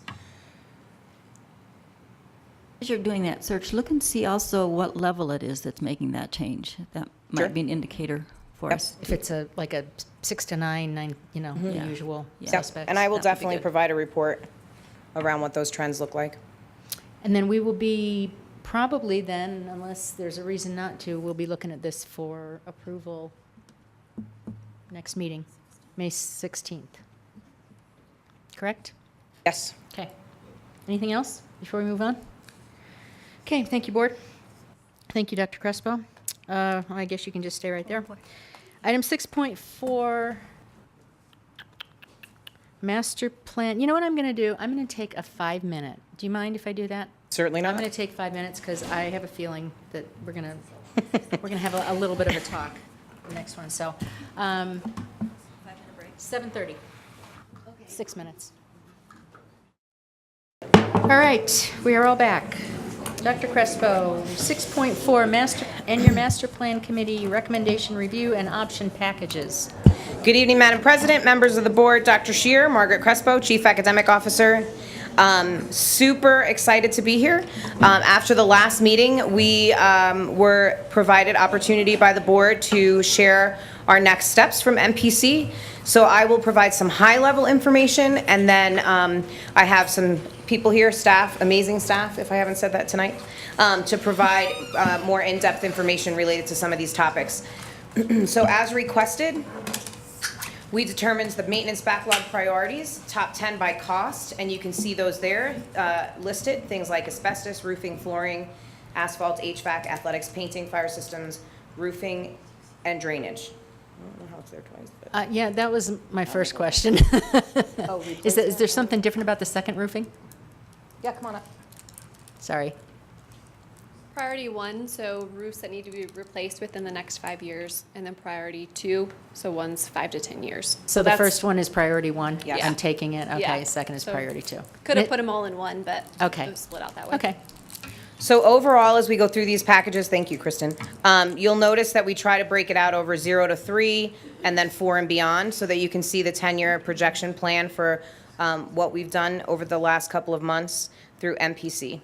So the first is you can see bond package recommendations, and you'll see the bond package option, the number of years. So 0 to 3 we're at a catch-up. So for us, anything that's bonded 0 to 3 from now on would, in the next cycle, would be a catch-up, and that includes maintenance backlog, security upgrades, IT upgrades, and charter school. And then you can see the rest of the packages, package 2, package 3, up to package 4, and you can read those, you obviously have seen them, gets us through year 0 through 3 to catch up. And you can see that amount with those total costs. And then, in order to align to the 10-year plan, we look at package 5, which is years 4 through 10, get ahead. The benefit of doing it this way is that not only can the board, but the community can see really what we're looking at for growth and what we're looking at for planning through MPC over the next 10 years. Obviously, if we're saying 0 to 3 and there's still things that are listed that are needed, we would have to have this conversation again in just a few years to make the accommodation for another opportunity for funding in order to get to package 5. Also realize that as priorities 1 through 4, which are the ones that are addressed, 1 through 3, that are addressed here, you have other priorities that still exist that obviously would rise to the top over time. And then there's also the life cycle situation included, right? That's how that, so it's not just those emergencies that happen, but the general life cycle over a piece of equipment, a boiler, a roof, whatever, that are included as you look at that package 5 and then coming back around in the future. Next, we broke out the security cost by level because that was a conversation that the community had regarding safety and security. So you can see where we are for access control, door hardware, video surveillance, things like fencing. At each of the levels, those were broken out and priced out by cost. And then by program, so that you can see the differences around access control, door hardware, fencing, security upgrade, video surveillance, and those numbers. And then they do not obviously add up to 100. This is a caveat from facilities because it's the numbers are rounded. And then finally, we provided early childhood and then each and every elementary school based on what those priorities would be, and you can see those amounts. We want to make sure that across the community, people understand that every school is impacted by these needs and by these priorities, and that obviously every building would benefit. Dr. Crespo, could you please describe access control? So access control are those buildings that we have right now controlled access where our students come in through a center point. So access control is essentially controlling all of that in a system instead of just a modified box where you're keying in. As an example, I've shared before that some of our buildings, in order to update those key fobs, we actually use a BlackBerry, which is the only BlackBerry in the district. The software no longer exists, and if it crashed, we won't have a system to address that. Additionally, in order to change those, we often have to send the only person that we have in the district employed to do that work, among with 17 other jobs that he has. Shout out to Josh Casio. So he walks around the entire district to every door. Every time that within those doors that are on this old BlackBerry, he walks around to every door and rekeys that system for every new employee or every leaving employee or every, I don't need to tell you how many buildings we have, and we have at least 10 doors in every one of those buildings, and he has to do that work every time. And often the front door doesn't match the other door, so none of that is systemized. So at this point, it's not a question of, do we control the access at these places? We do. It's just improving the system that we use. In some of our buildings, we don't have that level of control that you're talking about. We have keys, but we don't, not everything is always fobbed, not everything is always security affixed as it should be, according to best practice. So yes, we have doors, yes, we have locks, yes, we have all of those pieces. What we're missing is that level of expectation around safety and security so that all the buildings are easily accessible or not accessible. Okay. And then so I'll just keep going because all the buildings are there, obviously. And they're broken down elementary, middle, and high. And specific questions that you may have, certainly staff are here to answer. And then lastly, as you remember, we heard from the community that we had those areas of concern that rose to the top around health and safety, instructional environments, infrastructure. I'll just keep scrolling. equipment, sustainability, and curb appeal, and we broke those out so that the board and the community are able to see how those break out in each of those. Health and safety being first, that emerged overwhelmingly. So you can see things like ADA, asbestos, asphalt, athletics, and then that total cost based on those subcategories as well. And you can see that. Those include security and IT in those numbers. And then the last slide that I have up here to open to any questions after is the potential mill levy. And you can see what those are broken down to: salary and benefits, funded pupil count, IT, safety and security, one-time curriculum, and approximate increase to the mill levy rate and what that amount would be. And now I will answer any questions that I can or hand it off to somebody who can. Okay, so before I throw it over to questions, I just kind of want to set sort of the expectation of tonight. So tomorrow night, we're going to continue discussion around the mill levy bond issue question at our study session. Dr. Crespo won't be able to be there that whole time. She can be in and out, maybe parts like I early. can be there from 4 to 5. Right, from 4 to 5. So tonight, I think we'd be best served if we asked the questions that we need answered so that we can have a discussion tomorrow night around pros and cons of, for lack of a better way to put this, pros and cons of the different packages or changing the package, whatever, whatever we want to do that we don't need her input necessarily, therefore, because we won't have her that whole time. So keep that in mind as you're asking your questions. I'll also quickly add that we have the capacity conversation and the closure and the boundaries are also included in this update as we go. So if you've got questions related to that, we'll get to that after this piece. Yeah. Just one technical question on that last part on the mill levy override. I'm assuming those numbers would be added up. So 10, 11, 12? Yes. Million? Okay. Okay. So, Jeff. Wondering about the salary and benefit related expenditures, a little bit more information there. What were we looking at doing, maybe percentage wise or more specifics there? Gordon will be more than happy to answer that question. Not a real long answer.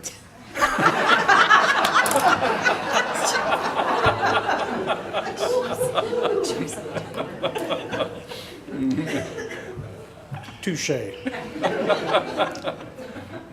That is really the intent behind that. Would still need to be worked out what that would look like. Given where we will be with the adopted budget in 2018-19, that could be preservation of positions if we are looking to get to a balanced budget perspective by the 2019-2020 school year. It could be based on what state funding would look like in the next year. If there's another buy down of the negative factor or budget stabilization factors there's been this year, there could be flexibility there for perhaps consideration of another COLA. There's no guarantees of that, but this would be really just what it says, salary and benefit related expenditures.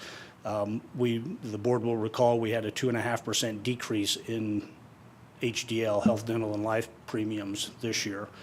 That could be a 5%, which would still be a great rate, a 5% increase next year, which could be a $1.8 million swing from where we are this year in the budget. So without having more details, and we would certainly have to flesh that out and have a more refined number for the language that would go into any potential MLO, but that's the thinking behind that. We'll follow up to that. I guess what I was wondering, probably what made me even question it was it's such a nice round figure. Normally we have something like 9,873,000 or something. But is there a specific goal behind this other than retaining employees? For instance, one of our stated goals is to attract and keep our employees. Do we have a long-term goal built in here, like 5 years from now, we would like to meet the area average? I'd like to know more about, again, what's going into that. We would certainly come to that very definite number should the board elect to move forward with direction saying, give us a better number we would certainly come up with something there. But it's difficult to arrive at that without having the final budget adopted, which will happen by the end of June. But we'll be able to make some assumptions and come to a much more definite plan for what that would look like prior to the board making a decision on whether to call a ballot for a mill levy override. That would certainly have to be done by then. Well, I was just going to say, Gordon, it would benefit me, and I think the other members of the board, if you were to assume next year's salary based on what the board verbally approved last year. We would have a budget, 85% is salaries. You take that, you add 3%, and they say what 10 million would do as a percentage raise. Just, it'd be approximate, but it would be within 1%. From an expenditure standpoint, that is correct, but we don't know what the state revenue perspective will be from a PPR, per pupil revenue, what the rate of inflation will be next year for the increased PPR number. You're not going to know that, though, for the, so I think you could do it now. I mean, with the, we're not going to have that information. So it would just be helpful to the board. Certainly. Is this on the same track, or maybe I'm going to go off track here, but when we did it in 2016, we had a stated goal of increasing salaries by whatever the numbers were, 1% the first year, and it took us out 3 years or something like Yes. that? I mean, Well- it didn't come down to exact numbers, but we kind of had a Well, you raised plan. a little different point than I'm raising. What I'm saying is, if we have a budget right now of 140 million, and 85% of that is salaries, you could figure out what a $10 million addition to salaries means in a percentage raise. What you were making the point is if we give those raises over a 3-year phase period, we will have an MLO money in advance of that will allow us to buy a curriculum like we did last time, et cetera. So I think there's two separate issues, Right. both beneficial to And the it board. gets a little bit to what Jeff was saying about Yes. some sort of goal, or what's our Exactly. What's our I end think plan. We can tie that in. Yeah, I think we could tie it in. Dr. Scheer's dying to say something down here. Yeah, it's a very complex question. It's a complex question because the point was made that some of this is ongoing, some of this is one time. And that first year, you can do some one-time things to kind of catch up. But then long-term, anytime you make a decision like we just recently did in terms of salaries and benefits, you've got to have that money in place year after year after year. And it's complex because, like Gordon said, you're not sure just exactly where the state's going. And of course, now they're talking about another important issue around the possibility of a tax increase through Prop 93. So you have that issue that's out there in the fall. The other issue you have to face, whether you like it or not, and I don't like it, and I've dealt with it for the last 6 years I've been here, you still have a $5 million budget problem. And we've had it for the 5 years I've been here, or 6 years I've been here, and we have nibbled away at reserves and nibbled away at reserves, and that's what we're going to do again this year. So before you can do a lot of other things, you have to decide what you're going to do about that. And as I've said to you many times before, what makes it complicated is that you don't have a lot of wiggle room in that budget because 86% of your budget's tied up in people. So it's the old adage that Gordon said to me. How many times have you said this to me? Say it to them now. Countless times. Please. You can pay more people or you can pay people more. So we have to face that reality. And you have a charge to us administratively to have a balanced budget in 1920. So part of the focus will be on bringing that up to snuff. And of course, looking at that $5 million issue that we have, again, that's going to be in this budget, how much of that's ongoing. You got to catch up with that first, and then the rest of it's the one time. So that's what makes it complex. I'm not wanting to be dramatic about this because it's insurmountable in terms of answering, but there's a lot of different things that go into thinking about that whole issue. And be honest with you, $10 million won't buy you many years, because the other thing about MLOs, and I've never liked them very well, because, I mean, on the one hand, you have to find a way locally to convince people. because it's not a part of the state system. Whereas in the state system, they try to build it in so it's always ongoing and adding to it every year. This is sort of a special feature that's in there that creates a whole different dynamic in terms of looking at your budget, because you're not talking about being able to catch up very much in terms of competition with everybody else when you're already 10% behind. And this won't get you there. I'll just tell you that right now, because you've got all these other things that you got to catch up first before you go. And then, of course, and then it depends, again, always on what the state's going to do next year and what the benefits look like next year, because we really got off in a really good way this year by having a real positive outcome in terms of benefit package. So it's we can write this in a way, and we can present it to you with a variety of scenarios, and then you will have to decide, which one of those makes the most sense to you in terms of the objective. But I will tell you this right now: I don't think that right now the mill levy override at that number is designed to will respond as much to the competitive issue that you're talking about, Jeff. I'm just being honest. It's just mostly to maintain. Stay. And but we can work it so we can show you the variance. Now, a lot of it depends on how much of that money ongoing that you spend on anything else. But we have a fairly significant ongoing expenditure issue that we have to deal with next year, because we did a good thing, I think, in giving our teachers all of our employees a significant raise this year. But that ongoing expenditure is going to have to be responded to. And so that's some of what he's going to have to do in terms of the magic with the numbers he has. But I do not want this board to think that by presenting a $10 million mill levy override as a part of, let's say that's the salary package, that somehow that's going to give you a lot of boost in terms of being able to move ahead of everybody else, because everybody else is moving up anyway. Okay? Now we'll put this together so you can look at it from a variety of points of view, but it's not going to give you a lot of extra boost. That's all I'm saying. Jeff? I think it's important that the board and the public all understand specifically what we're going to do with the money, that they don't see us just asking for a big lump sum so we can make life better. I think we need to put something out there that we can be held accountable with.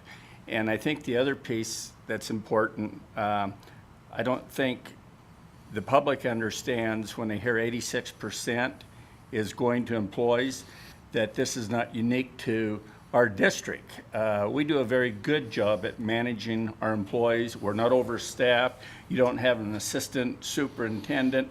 We're doing without a lot of positions, but there are people out there who don't understand that. They see a lot of money being spent on staffing. We have to get that message across to the public if we're going to go for a mill. I don't disagree with any of that, and that's where we're moving forward. But I want to make sure as we build those assumptions in, you understand that this is not a panacea in terms of extra money, and we'll make sure that that's very well communicated as we move forward. We did that last time. We made it very clear what that money would go for, and I don't disagree with anything you're saying, Jeff, because there is a lot of, people have different ideas about what this really means, and it seems like a lot of money. But when you're in a situation like we've been in, where we've been hitting a budget situation where we're $14 million under what we're supposed to have anyway just to run a school district every year over the last 10 years, it's been a real challenge. And so anything we get in the way of new money is really much more about catching up. And we can tell that story. I think you're exactly right. I think we have to be very careful in telling that story, and we will do that.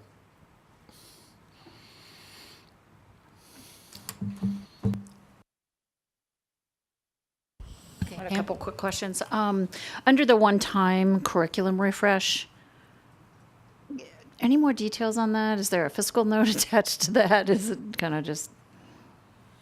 It's part of the accounting that's associated with a successful mill levy override. I refer to it as year zero. So we would not budget any of this none of this is budgeted in the 18-19 budget. But if there were a successful should the board call a ballot question for an MLO and it's successful next November, the dollars would be collected in the 18-19 school year with no budgeted expenditures attached to them.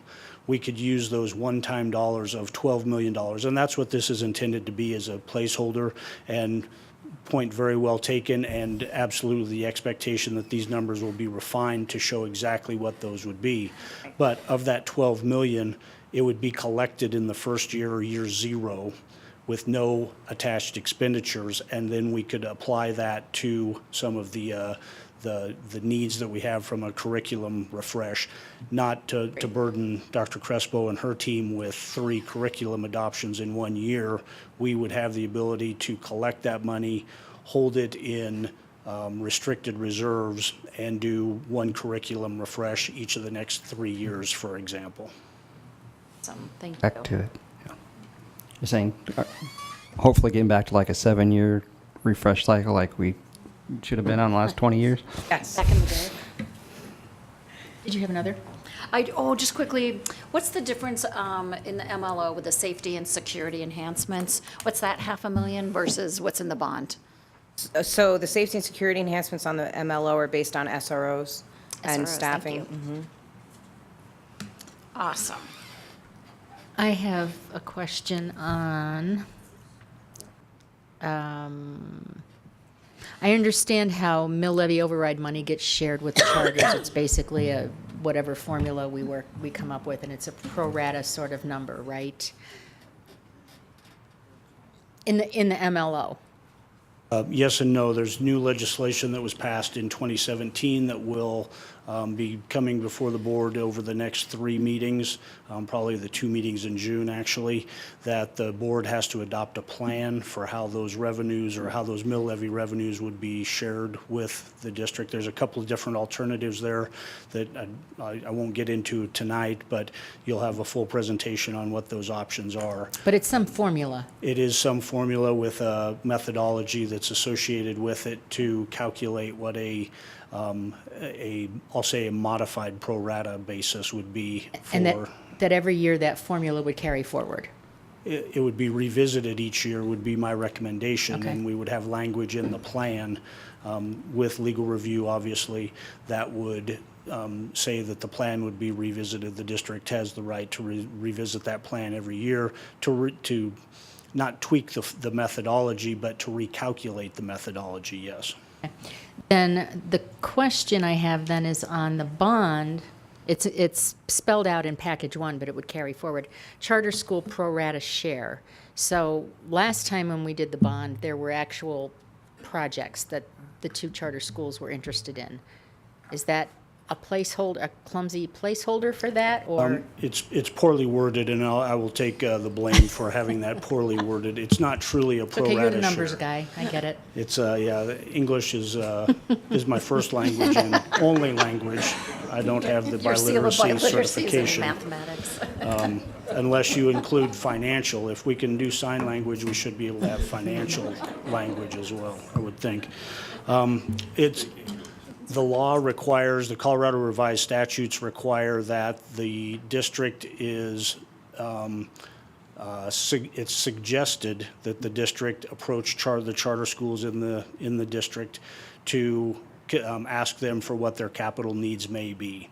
It is strictly the board's prerogative of what they would include or not include at that point. It's not on a pro rata basis, but it is a consideration, just as we did in 2016. We visited with both charter schools and asked for their wish list, if you will, from a capital perspective, capital projects perspective, and then reached a consensus of what that number should look like. That is entirely the board's prerogative. It could be all of the bond, it could be none of the bond. Okay, so that new law that has that sharing doesn't apply. Does not apply Certain to bond percentage. It's not. issuances. It's like a project. Show us your projects. That kind of thing. Okay. Only to MLOs is Okay. the new law. All right. I'll just add really quickly, we have spoken to both charters, and due to their own bonding capacity, understand kind of what we would be looking at for those dollars.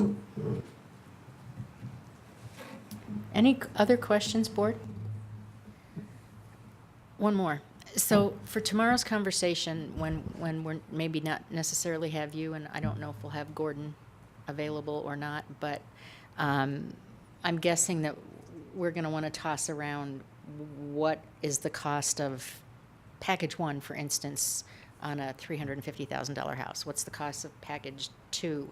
Is there a number that we can use that we can, like, 49 cents and 46 cents on a $350,000 house. for which packages? For 100 and, look, he's got it. Hold on. Good. I was about to pull 'Cause up that would last be week's really- PowerPoint. That would be really handy for us to have tomorrow, I have a feeling. I don't believe I have that. I thought I just printed it before I came down. Actually, I do. This is, these are estimates only, especially from a bond perspective, because the bond can be structured a variety of ways. The district currently has outstanding bonded debt that will mature in 7 years' time in 2025. All of the existing debt will be paid off. So if we were to have, if the board were to call a bond question and it were successful on the November ballot, the structure, we would have a financial advisor and the underwriter that we work with would suggest different options for how that bond would be structured. So you can structure it where there's interest-only payments for the first 7 years. So we're paying off our old debt with only interest being serviced on the new debt or the new bond issuance. You can do it so you're paying it consistently, so there's a tax decrease after 8 years when that drops off. You can do a wrap, it's called, where the mill levy rate stays essentially the flat. So there's a variety of different things that could be done, and each one of those has a different impact on the mill levy rate each year.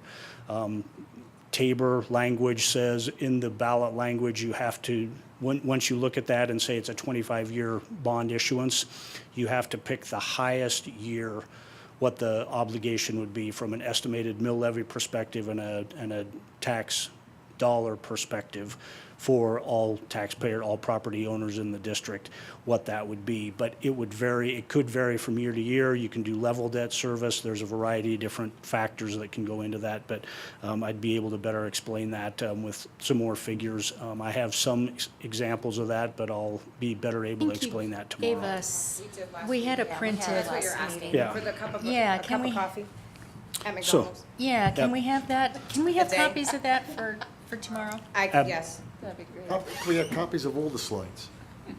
We should have copies of all the slides. Oh, well, This is on a- paper, is that Yeah. what you're saying on paper? Yeah, sure. Okay. We're going to come back to it. Can I just ask the question? Got that, Wendy? What are we trying to accomplish tomorrow? Well, I think the goal is to move this to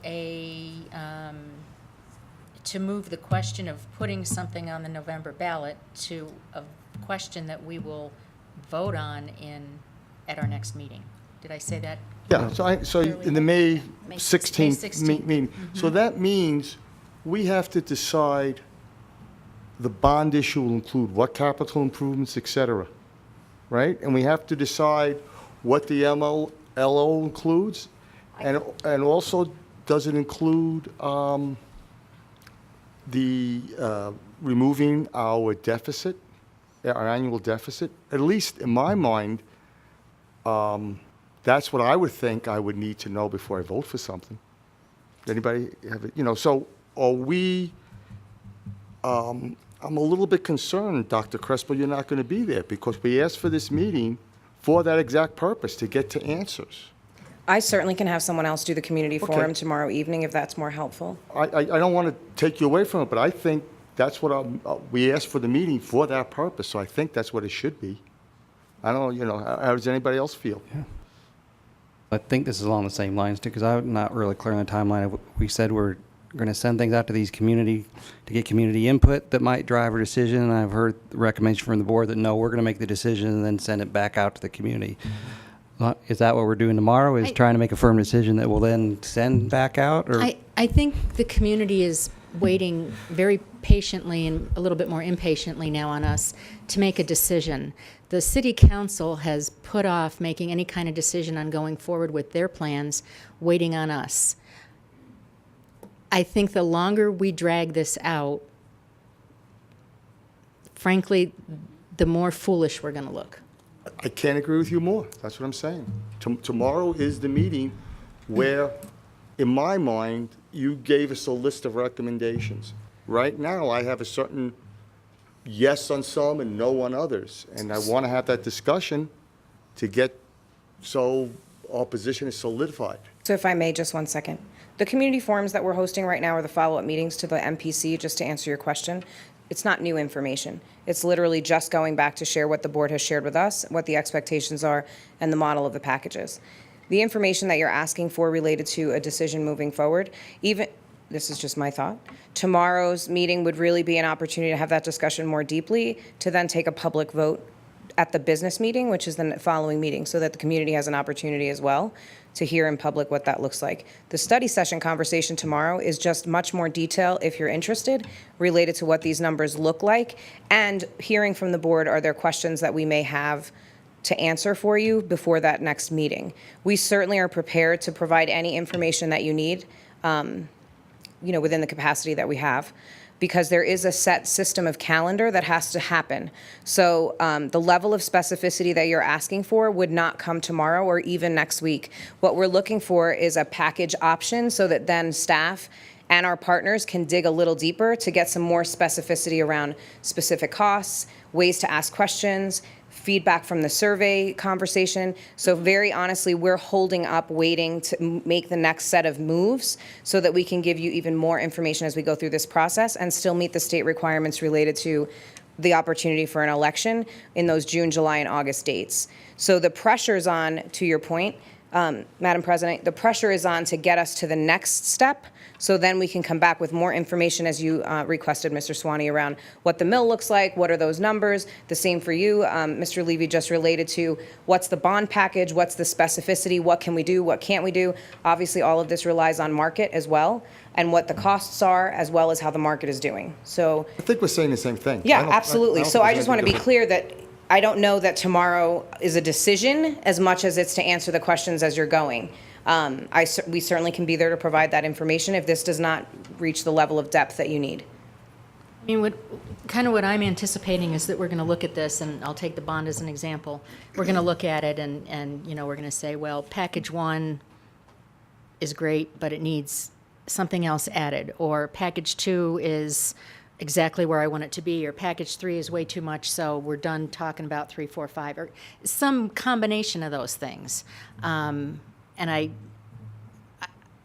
think there'll be some of that, where different ones of us are going to say, this is where I want to be, this is where I think we need to be, and kind of have that conversation. Because there's no votes tomorrow. No. I mean, No, we won't be- we need we to be won't be clear about voting on that. it. There's no votes. Correct. And I just don't think, at 8 o'clock tonight that we're ready, and with other things still on the agenda, that we're ready to say, okay, I really love package 4, and, I'm going to die on that hill, or whatever it is.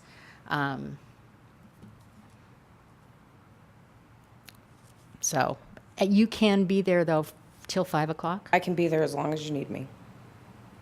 But 5 o'clock. without any trouble from 4 to 5. Don't give me all that power, Margaret. 5 o'clock.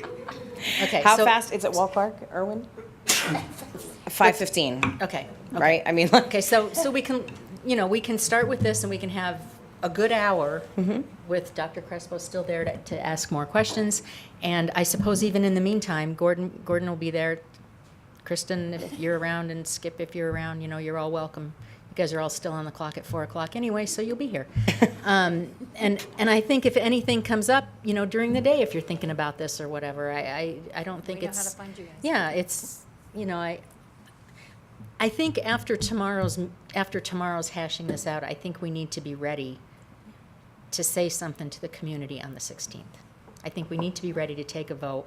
It doesn't have to have every detail in line, but I think we need to have some.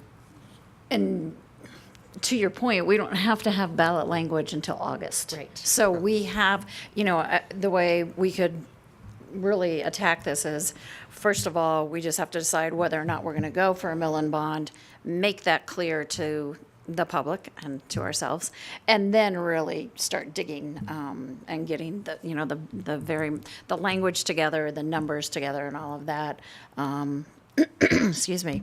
So I that's how I perceive it. Is I would like to give the public very, maybe May 16th, that idea of yes or no, we're going to go forward. We may not know the numbers yet, so. Because we don't have to know the numbers yet. We just, We can have a range of numbers. right, that we we're can say it's considering, going to be between, X you know, and Y. in here, and these are the things. And Yeah. will that work? Cool. All right. You have a little bit more on, excuse me, you have a little bit more on this? I do. I just have to figure out where it is. That's not on my page. It's a separate. It is. So we have just some information related to boundaries that were requested. This document is in here.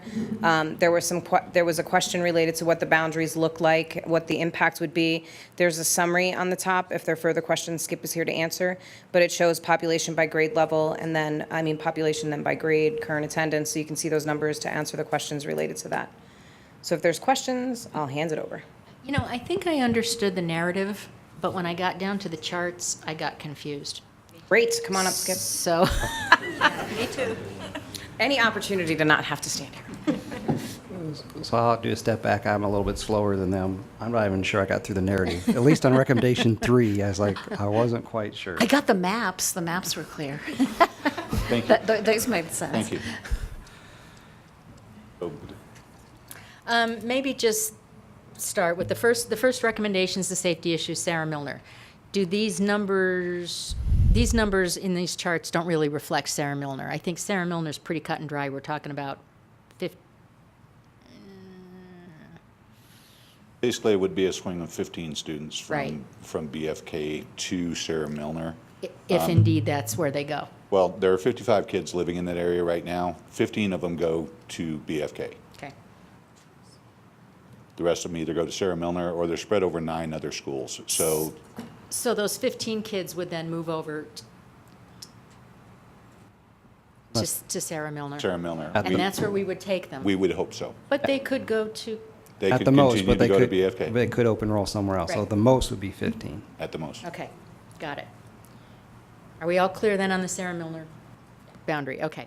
So then that takes us to the charts that we all got confused on, and that's Okay, Loveland the first High? chart is dealing with Loveland High School, the area of Loveland High School's boundary that is south of Highway 34. The 2 charts there, the current attendance shows you that there are 276 high school age students living there, and it's a breakdown of where they attend. I'm sorry, the second. Oh, they're the living current- in the new, They live in the area that we're talking about changing, and this is where they go to school right now, those 276 high school students. the actual ones that are currently 9 through 12 graders. Got it. Okay. And then for comparison and for future reference, I listed the population by grade in that specific area, Got it. going down to 6th grade. Got it. And you can see that the grade distribution is fairly stable throughout that. So that leads us to believe that in the future, we'll see a similar breakdown to what you see in the chart on the right. So our assumption is that in 6 years, assuming that this went into effect after the end of next year's school year, in 6 years, we would see 127 less kids going to Loveland High, based on what we see coming up through the system. All else being equal.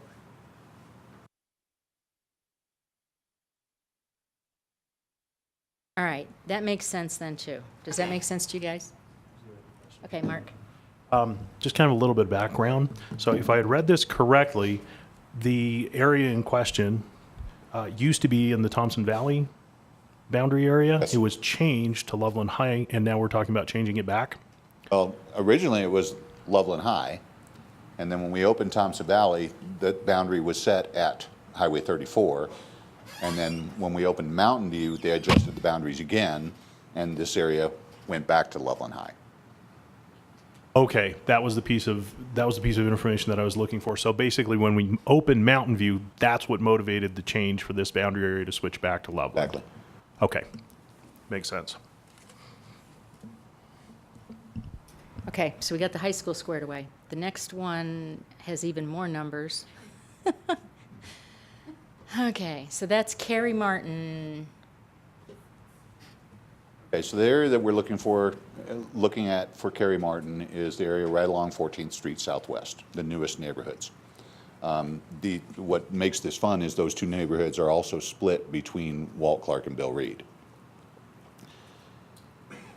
This area is aging out as far as elementary population goes. We've seen it drop in the last few years. As I've told you before, we've noticed that with new construction, 7 years after build out is where we see the plateau in student growth, and then from there it's the long, slow decline, and that's what we're dealing with here. So we're to the point now where there are only 138 elementary kids living in that area. Area, the sub area that we're looking to move, okay. And only 68 of those go to Carrie Martin. And that percentage of that number, both that total population number and that percentage of that number are dropping every year, to the point where this year, out of 19 kindergartners, only 7 are going to Carrie Martin. So what this looks like from a demography standpoint is that the neighborhoods are no longer identifying so much with Carrie Martin as they are with schools closer to them, that they don't have to be bused to. So what you're saying, that there's 19 kids that live within that 19 section? kindergartners. Kindergartners, and only 7 of them are actually attending Carrie. Yes, ma'am. Okay.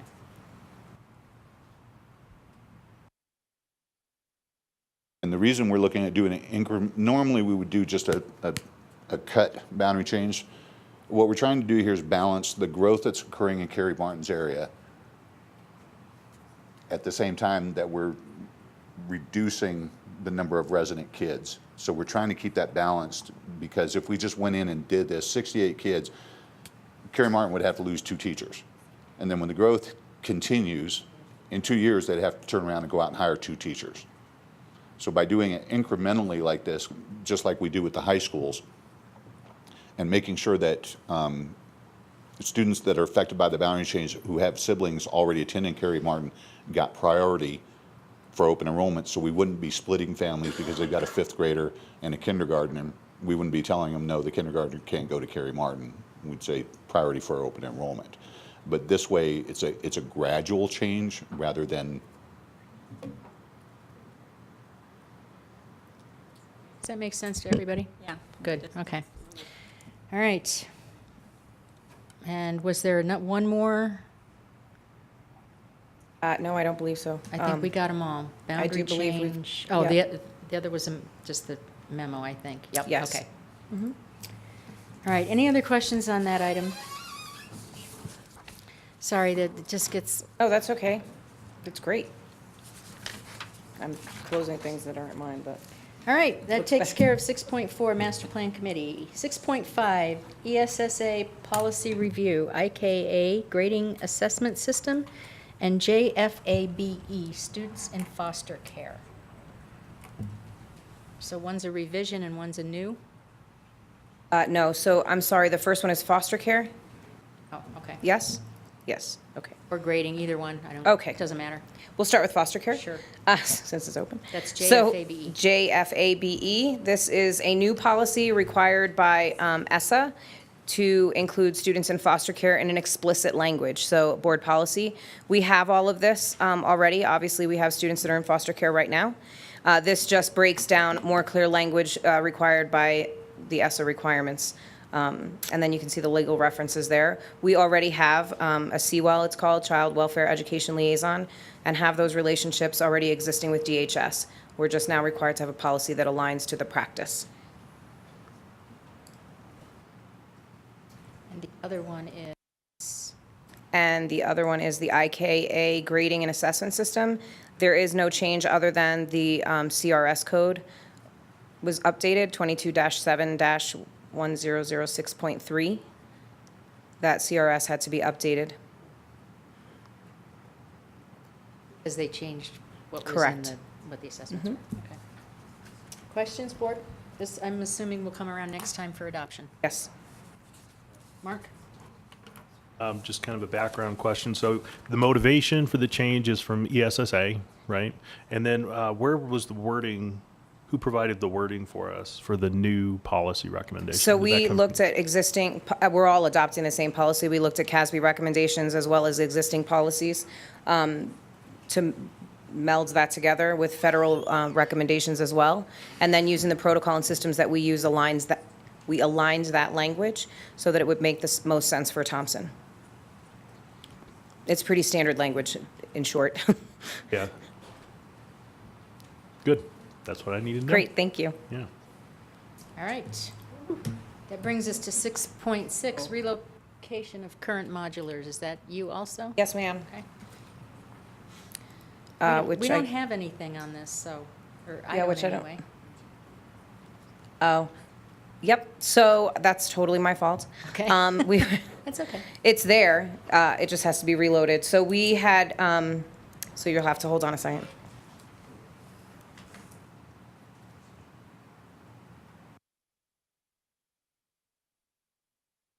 You reload the one that I sent. So I can load it up there. We were waiting based on some information provided around permits and VIN numbers, where we would pull the modulars from. So we didn't want to place the school title there until we had verification of the modular that we were able to use through our VIN. We have been notified that we do not need to do that. The company that would move it would permit it. So we can put that information up there now. And actually, it was just an oversight to just put it back up, which right now Wendy's going to put up there for me. Okay. So we can address it. No? No? Okay.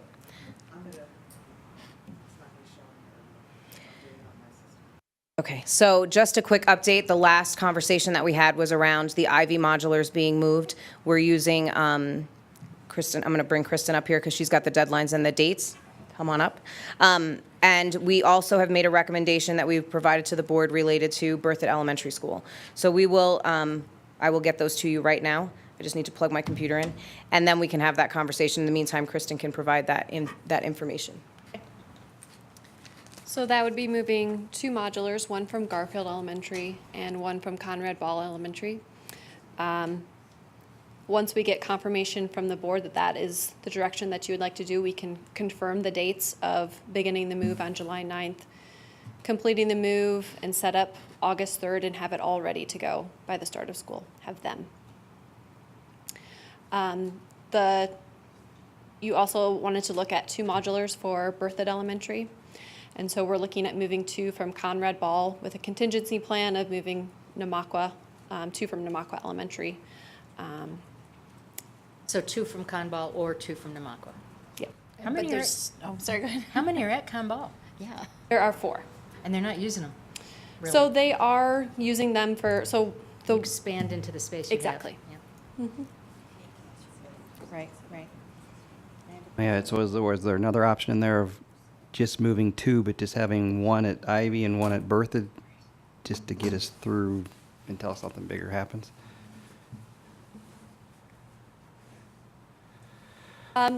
We can look at that if that's something that you want to look at. The reason that we were moving 2 is because to set it all up at one time makes more sense financially, as opposed to having to do it one and then the following year, because we're continuing to have that growth to do the other one. Does each modular have 1 classroom or 2 classrooms? 2 classrooms. Okay. So that's definitely something we can look at if that's what the board wanted to. And these are all dry modulars, correct? They are dry. Yeah, I think, Oh, wait, hold on, sorry. I just think at the end of the day, the money's probably not huge, but those are numbers I'd look at, like what's it cost to put 2 and 2, 1 and 1, 2 and 0, just to get an idea of what those costs are. Sure. So it would be a difference of about $40,000 for either one, because it's that moving cost. You still have to set up that infrastructure and all of that. Dr. Scheer? I think we're in a little different situation with Ivy than we are Berthoud in terms of how packed they are right now in terms of space. They both certainly have an issue, and I'm not arguing that they don't. But in terms of, we really do believe that we need to put 2 of those modulars at Ivy right away, just because they just don't have any more space, period.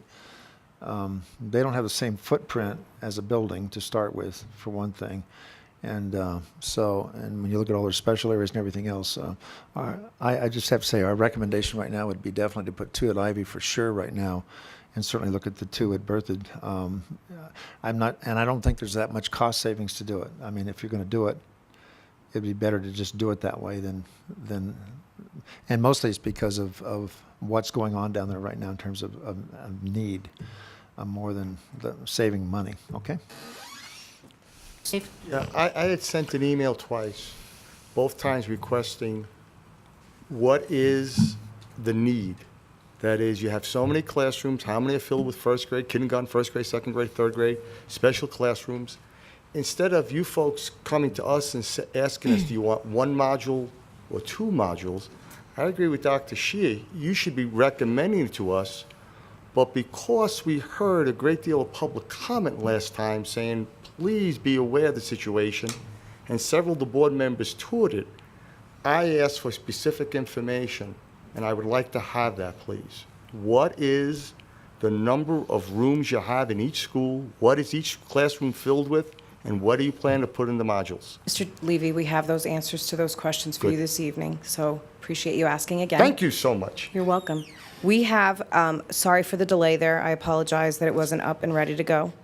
You can see up there that discussion item is now loaded with the appropriate information now that we've been able to make the decision around the modulars.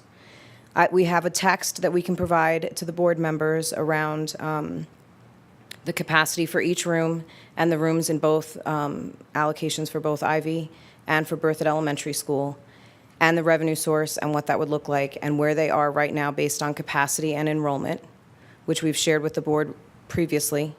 What I'd like to do is, I think that Skip is here. If he could bring up the binder, that'd be great, and bring up the numbers. The recommendation that we had at the last board meeting was to move to put Ivy Stockwell's modulars up there immediately because they're currently over, and their projections are over. Waiting, frankly, for Berthoud Elementary so that if the board makes the decision to move forward with a possibility of a bond, we can schedule the move of modulars in the fall, depending on whether or not the bond passes, and we would still have the capacity around there to just go a little while without the space. We'd have to calendar both of those modular moves anyway, so it gives us just a little more time to make that decision. Contractors are already scheduled out, so we have the availability to do it, but it still would be a little bit delayed. They're not going to show up the same day with the ribbon cutting. That's not the way it's going to work. So I'll hand it over to Skip so that he can answer those questions specifically around capacity and share the information in the binder, including the maps.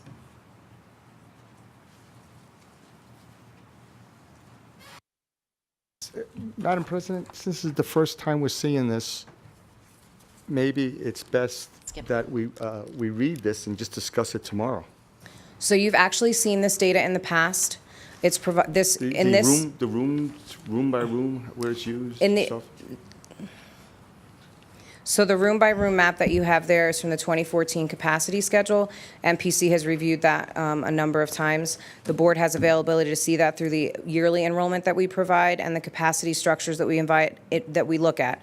It's not the same exact map that you've seen before, because typically facilities makes those decisions around capacity, around how many students go in specific classrooms. So the map is something specifically that you have not seen unless you've seen the binder, so some of you have. And the rest of the numbers are the same enrollment numbers that we provide yearly, actually monthly, as we're going through enrollment, both through HR as well as finance and then through planning. Did you guys create this just for this, or this is existing? I missed that, I was reading. This is actually copies of the summary from Berthoud L, from the capacity audit of 2009, revised in 2011. Okay. And as you can see from the photocopied sticky note on there, revised specifically for Berthoud L in 2012. Okay. So if I may, if you go down to, on the left-hand side, the very last one, student capacity, there are 2 columns there in the middle. One says 4 and one says 3. The first column is from the educational specifications, the ed specs that you hear us talk about. So like our ed specs say that an elementary school site will be 12 acres. We will design and build elementary schools to the standard of 550 students, 4 rounds. So what this does is it breaks out by the spec, kindergartners, 4 classes. The next column is what's actually there, which is 3 classes. I know, I'm getting there. In 2012, they added EC and they took away one of the kindergarten classrooms. So that's what that note is on the bottom. Rather than going back and redoing the whole thing, somebody just put a note on there and said, hey, we're dropping the capacity by 25 kids to make up for the classroom, which is where we come up with a current capacity of 480. The actual capacity, as you can see there, is 505.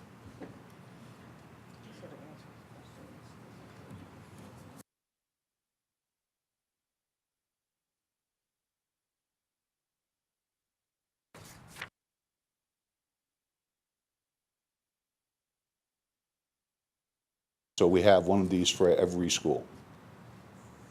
And so, again, because I was looking at it while you were talking about it,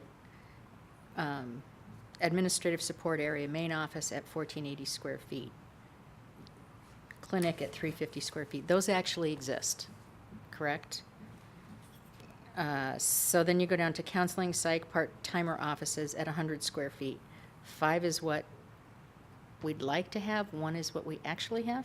5 is the 5 is the spec. industry standard, the spec. It's our and 1 spec. is what, it's our spec, but 1 is what we really have. Right. Okay. So in reading this, to make it easy for me, I want the numbers to match, and when they don't, that's where we have an issue. Okay. Correct. And to point out, this is from 2009, 2011. The one before that was done in 2001, 2002. So we're coming due for another one. There hasn't been any substantial change to the building itself since this has been done, though? Like not adding anything on? No additions. Okay. So it might just be usage or, that kind of stuff. Okay. Jeff? We're not buying any new modulars, right? We're just moving modulars? Correct. What does a modular cost today? Any idea? Yes. So it does depend on the size. About 133,000 for a similar size to Ivy, so that's just for the modular. They moving expenses on top. And your utility hookups and things. So That's a dry as well. yes, that's a dry as well. 130 what? And then 133. 133,000. So that's just a quote that we had. And 233,000 for the size modular that we'd be moving to Berthadell, just because that's the size that we have and the space is available. Going back in history, about 2003 or 4, the district was in need of a modular, and some local businessmen stepped up and bought us a modular. And at that time, it was $50,000, so they have gone up dramatically in price. But why don't you go hit the business community up? So he says after he sells his business. Yeah, you got it.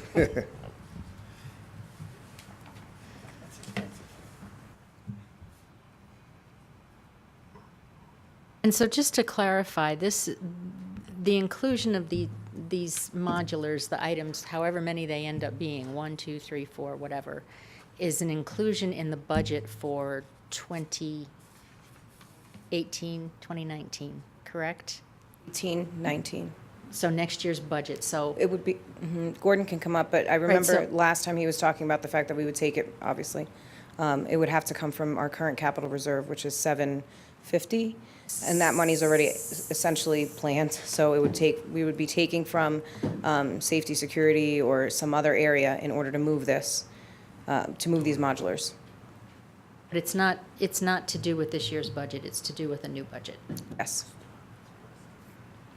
An example would be the access that we talked about, that we have to update based on fire code state expectations. We have 1 building done and have aligned the next set of buildings for the next amount of money around capital. So it would come from that amount. I have to be honest with you, and this is not going to be a popular opinion, but I'm having some concern about moving modulars to these schools for whatever the cost is, approximately, what, $250,000 if we go with 4 of them? 250 to 300,000, is that about right? And then going out for a bond in November, and if we pass that bond, it will more than likely include 4 classrooms at each of those schools, which will negate the need for those modulars, correct? Which we would then be needing to move somewhere else. If we can still move them, because they're old. And in addition, as I was at, I think it's when I was at, I'm trying to remember which school it was now, I'm trying to do a visual in my head. I think it's when we were at Berthoud Elementary and the principal took us out to where they might go. It was also looked to me like they wouldn't be able to stay there during any kind of construction. Correct. So they would only be good for a very short period of time, assuming we pass a bond, until we can build. And if we don't, that's a lot of assumptions right there. But I'm just struggling with this Band-Aid approach for a short period for what's essentially a pretty good chunk of money, $300,000. And I don't have an answer, but that's kind of what I'm struggling with.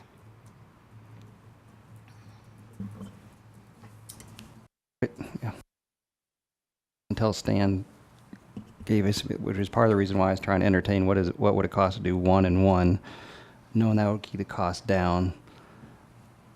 Having visited Ivy, looking out there, yes, I could see why they could need to in the long run, but also got information and discussions too that we really could make it work with 1 if they had to. If that was, I'd rather have 1 than to think we're not going to do any.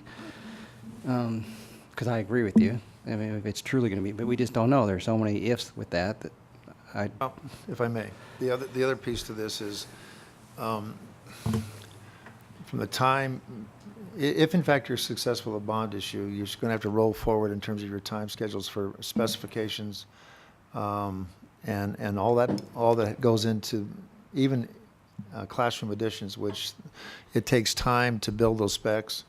It takes time to put all that in place, and it takes time to build it. So you have to also ask yourself the question, as the growth issue down there continues to become more and more significant, even if you're successful, one of those 4 rooms going to be available. Probably at least 2 years out, at least. From the time the bond. That's correct. Right. In other words, if we somehow were able to achieve it all in August of 2020, we would open up the wing. But it's more likely it would be August of 2021. That's correct. So one of the thoughts I have is, as Dr. Scheer is leading up to, is saying, why don't we put 2 modules at each school and let that be a little bit of cushion? Because and if the bond issue doesn't pass, you'll need more modules. The other thing I would suggest to you is that if you look at the package 5, which has to do with elementary school in the area, scheduled somewhere between 5 and 7 years. And by the way, there's a couple of good reasons for that, because you're going to have more bond capacity at that time because you'll paid off these old bonds. So you'll have a good opportunity, I think, at that time, whoever's here, to encourage the community to consider that additional growth. And of course, that's all assuming that you're going to continue to have this kind of growth that we're looking at down there. I'm not sure in my mind that you're going to see this thing with all the things that are going on down there right now that's going to change. Unfortunately, in my experience, we always seem to be behind the curve with growth, not ahead of the curve. And so I'm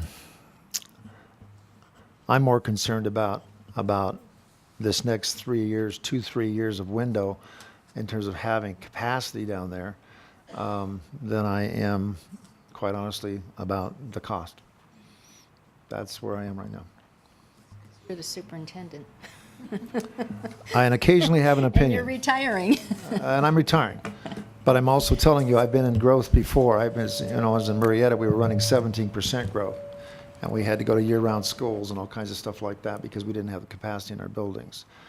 I think we're fortunate, quite frankly, that we have at least some options with these modulars, so we don't have to pay new cost prices and all that.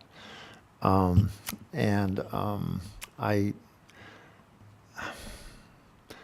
just concerned. I really am concerned about us being able to stay ahead of that curve in terms of what's going on with growth, because I don't think it's going to slow down, and it takes time to get them set up and all that kind of thing, and then it takes time to, like I said, to get the new construction done, and we also have to have a successful bond issue. If that doesn't happen, then you're really putting yourself behind the curve. So it's a horns of dilemma either way, but it gets back to trying as much as possible to respond in a way that gives you the best opportunity to deliver services to kids. So, quick question. Dr. Scheer, you and I had gone and visited Berthoud on Friday.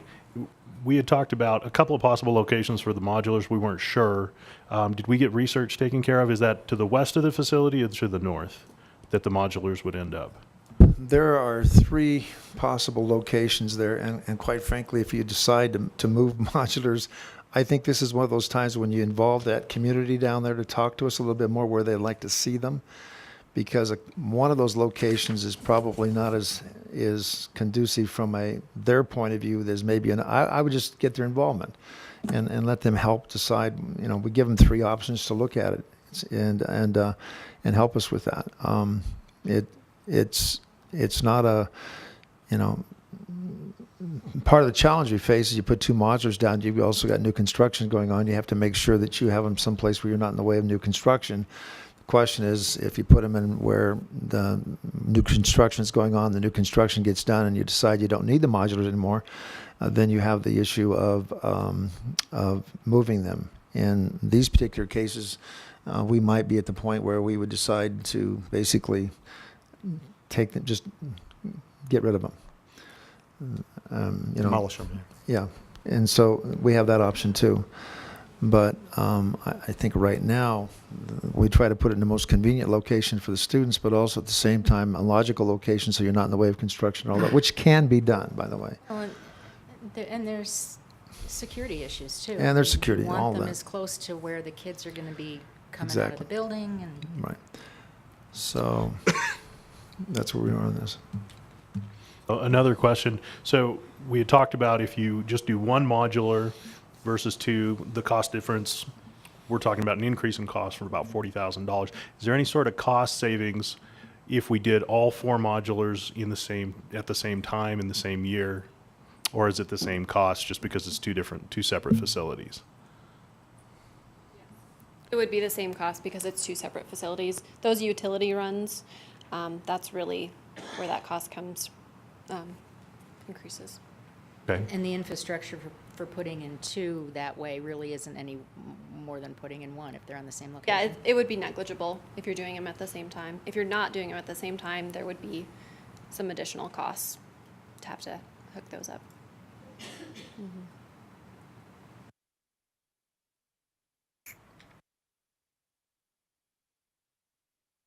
So at this point, It's where are just we? a discussion, You're and looking we'll be for- back in you're 2 looking weeks. for a- yeah. Well, yeah. Yeah. With hopes that you'll make a decision. I just want to take a quick second and say thank you very much to the Facilities Department and Kristen. It takes hours and hours and hours of all of this work to do the maintenance backlog, to do this modular addition, weekend after weekend. The whole team has been working, and I just want to honor the work that all of these people do every single day, because it's absolutely impossible to get it done, during the regular day. So I just want to say thank you. Thank you.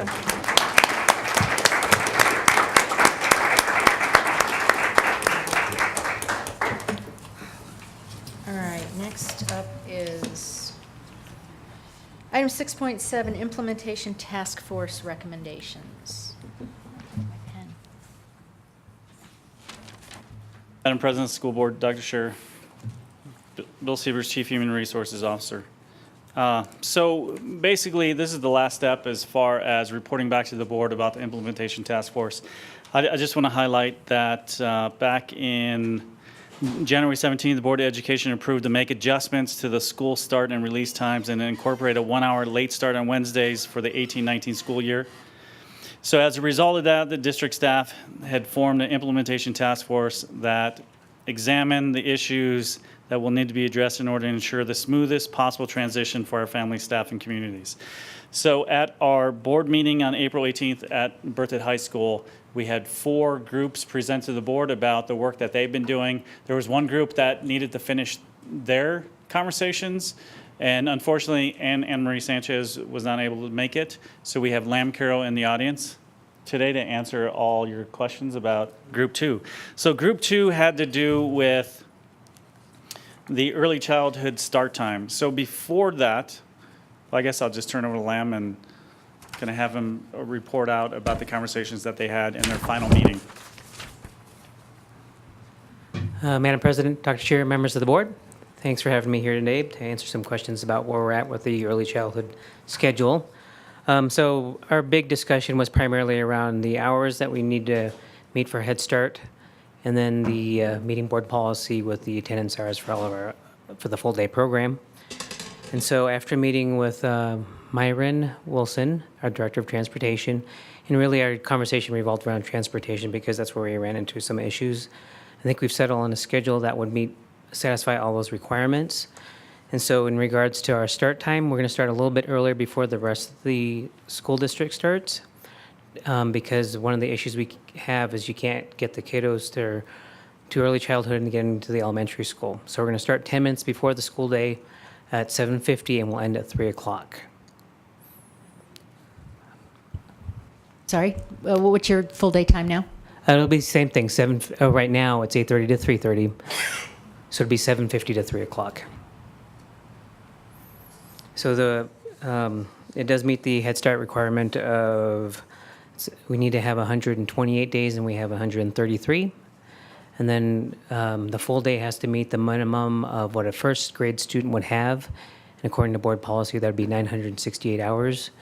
And so because of the certain days that we would have our students in, it would work out at during the school year.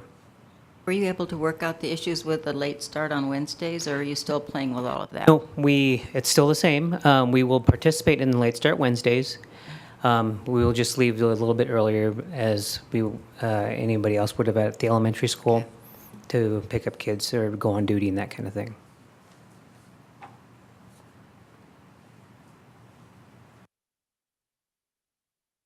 Good. Questions? Thanks.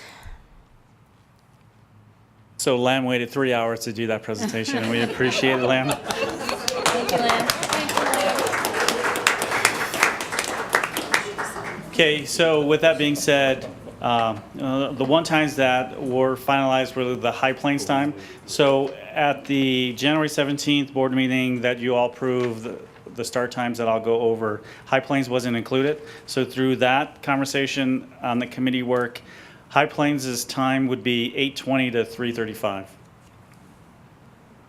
So the start times you approved on the 17th were the elementary school starting at 8 o'clock, ending at 3:10, the high school starting at 8:30 and finishing at 3:50, and the middle school starting at 8:45 and ending at 4 o'clock. So at this time from the groups, we would recommend to stay with those times and then make adjustments with other issues that may come up. So are you finalized, are you done with your work then?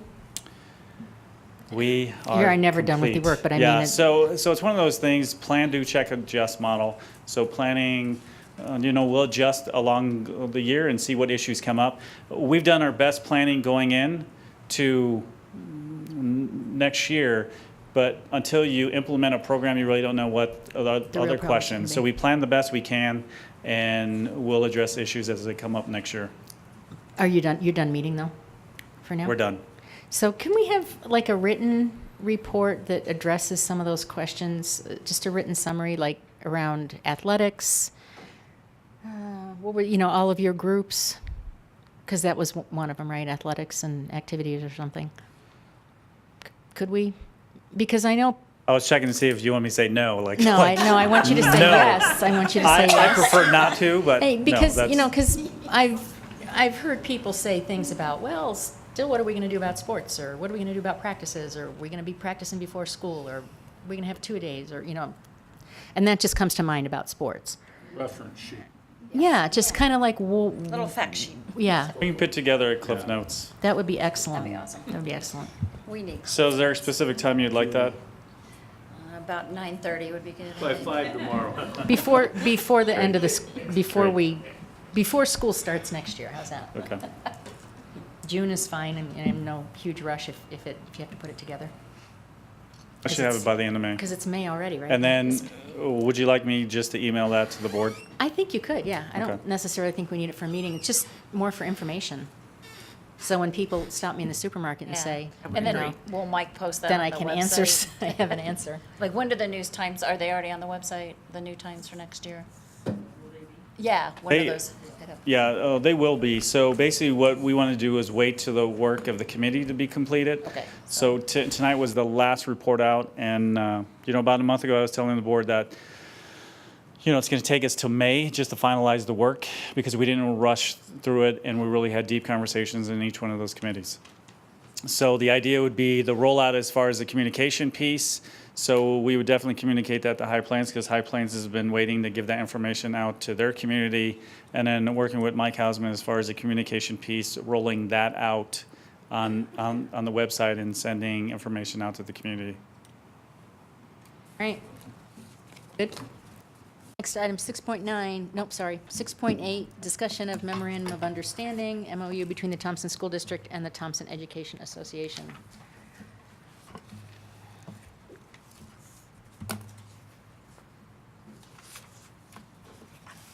So basically what you have in front of you is, last week we kind of had this packet available. If you don't have a packet available to you right now, I have an extra packet that you can look at. But at the last board meeting, we talked about questions 1, 2, and 4, and we had a TA agreement to that, and there wasn't discussion around that. So tonight is the update from the work that we did at negotiations last week around question 3. And question 3 is, how do we maintain the current movement of focusing on district salaries and benefits? At the last meeting, we had an agreement of moving the conversation that the board had about salaries to negotiations. So in negotiations, we TA'd what the board had agreed upon, and that is on, well, that just talks about the 3.5% COLA, extra duty steps and columns. So I know the next presentation after the calendar would be Gordon talking about the budget, and within the budget, the last budget he presented was a 1%, 2%, and 3% COLA. So the current budget he has right now of what that impact would be for that 3.5% COLA. So currently right now we have a TA on all four questions. So the next steps after that would be for the association to ratify their part of the contract, and then we would bring that information back to the 16th, and for the board to have the option to ratify the contract there. So this is a draft of the contract. Yes. Questions? If you're trying to understand some of the language in here, so like on question number 1, in a few places, and I can't tell you exact page, but a few places they're talking about optional work time in the afternoon. Can you explain to me what optional work time is? So question 1 is, how do we help our staff prioritize their limited time to flexibly meet the needs of our students? So the idea was that personalized time, and meaning it's work time, but giving teachers an option of personalizing that time, and the district having. So it's not an option to work, but it's an option of what the work will be. Right, yes, yep. They will be working, yeah. So it's part of the contract day. Okay. Anybody else? I More? just got a couple quick Yeah, ones. Go ahead. There's references made to the online classes and maybe doing some further research on that, maybe PCC. I don't know where it was, but can you just help me understand that issue a little bit more? So the concern with the online is at times when you look at the class sizes for elementary, it's really specific of what that looks like. So, if you're a kindergarten class or, first grade class, and, if your numbers are up to a certain point, then we would review that caseload and see if we can provide support. For the online classes, it's hard to try to figure out what's the efficiency level, meaning if I'm a teacher and I have 300 online kids, what should that caseload look like? Meaning, if there's 300 kids, does that mean you get additional support? Does that mean that you get a secondary teacher to kind of help with the online caseload? So that conversation, because there's a budget that goes with online students. So working with the principal, working with the secondary director, working with the teachers that are impacted in that program, just trying to figure out, so what does that look like? What concerns do you have right now? How can we provide support? And what guidelines could we put in place? So I know Thompson Online is a specific program, and it kind of has criteria what the program is all about. And then it's us trying to figure out how do we provide some support with that. One last one. So I saw language in there about trust building and collaboration processes in the schools, doing that at the building level. Can you give me kind of the story behind that and what direction that's supposed to be heading? So explain to me the part that you're saying trust building. Is there a specific area that talks about trust building? I should have been made better notes. I just put page 8. Okay. I don't know which. So the reason why I say that is I'm trying to figure out the question. Question 2, page 8 was my notes. I hope it's on there. Yeah, so basically that has to do with the collaborative decision making. Okay. So the site-based shared decision making plans that each building have, and the trust building comes around when decisions are being made. What stakeholders have input to those decisions. So is this something new they're trying to develop, or they're just kind of reinforcing what they should already have in their building, or? It's just in improving what we have in place. Okay.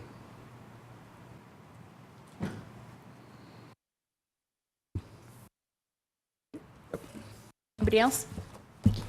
And you might have said this, you'll be bringing this back for adoption. To be ratified on the 16th. Okay.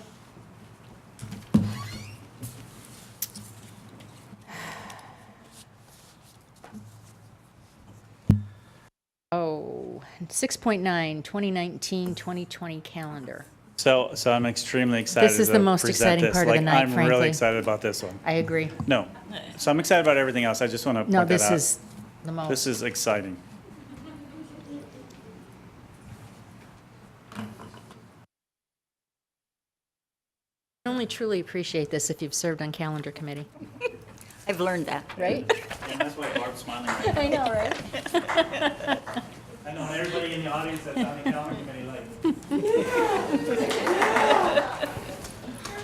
It's just a moment of celebration. I have to say it's a moment of celebration. The reason why is all the impactful conversations we have, passionate about student success and doing the best thing for students. We're excited about this calendar. So first thing I'd like to highlight is you already approved the 18-19 school calendar. So with negotiations moving to a 2-year process, the idea would be, if we went in that direction for a 2-year process, could we look at creating a calendar? Since we just finished meeting, we decided, hey, let's meet again and let's have these conversations about the 1920. Like, I can't stop smiling, like how excited I'd like to be done with this. I'm like, sorry, I just need a moment. I'm already planning, next year all the things I can get done that I don't have to facilitate the calendar committee. So basically what we did was, and a huge thanks goes to Michelle Mowat because she applied for a waiver. So with that waiver being approved, it had to do with the 30 days of the free and reduced lunch. So 30 days is the deadline, so we applied for a waiver, and they approved the 32-day window instead of a 32-day window. So with that being said, I'll just highlight this. We were able to keep the same calendar that we have next year going into 1920. Hang on, say that again. It is seriously amazing. 2 years in a row. Come on, you guys in the calendar committee, yeah. I guess yeah, we should have brought confetti. Plus the other thing that's exciting about this, the other thing is the district should not receive any phone calls asking about the calendar for 1920, because that's always the conversation, and when we start that in October, it takes months for us to bring that, and there's always conversations about that. So, taking care of this calendar right now and keeping it the same, the highlight is keeping it the same. So it's just like the negotiations agreement, continuing that work there. So I just thank the calendar committee for being patient and wanting to meet, because they're like, what? We're meeting again. So it's exciting.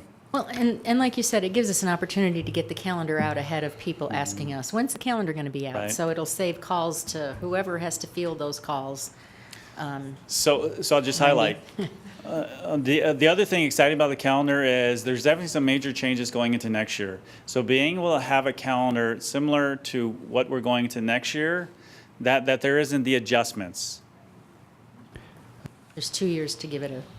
Yes. Had one question, one comment. So the 1 hour, the late start and all the 1 hour and everything, as we're doing the plan, do, check, adjust, is there anything that we could derail this that would then impact the calendar? That it's kind of a pilot year for that program, but we're locking it in for a 2-year calendar. I mean, do we see anything that's going to come back to bite us if we have this in place? That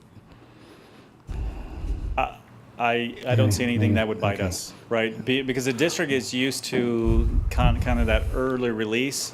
Now it's more of a late start. So learning from what we did then to now, but there's definitely going to be some conversations around that. And if major things come up, even though we're not meeting 7 times in negotiations next year, there's still a process to get that information back to negotiations as far as a topic. Plus there's PCC, that's in place as well, and there's concerns that can go to PCC, which is Professional Concerns Committee. So if there's issues district-wide, that can go to PCC, and that's an avenue for us to explore if things come up. My biggest concern is it seems like when we were going through the interview process that Dr. Schaefer said that this was an area of passion. He really likes to do this. He's looking forward to this, and I'm not sure I want to deprive him of that experience too. So just to put that out there. He's got his sights set. I just had a quick comment. I think there's another celebration in here that we don't talk a lot about ever, is that we now have 173 student contact days. And when I started on the board in 2013, honestly, I don't remember what it was, but it was 167, is that right? I think it was 167. So when I think about whole that improvement, that everybody has collaborated throughout the district to create those extra contact days for our kids, I mean, that's a huge celebration. So Well, and the thank time you. that we built in for collaboration, for staff to collaborate is a big part of it. Yeah. All the research behind that of collaboration having an impact on Yeah. student achievement, that's exciting as well. Exactly. So Yeah. lots to celebrate. I think this is great. That's my favorite thing tonight. Yeah. So, okay. And so then this will come around, both of these will come back for adoption next time, Correct. correct? Yep. Awesome. All right. And let's see what else we have. Budget update, Gordon. 20 minutes. Friendly reminder. Starting now, 9:05. I'll start the time. That's twice tonight, Gordon. With the next presentation of the 2019 budget, Gordon Jones is now on the clock. I don't think you're ever off the clock, actually, We Gordon. started you 18 minutes ago. Aren't we nice?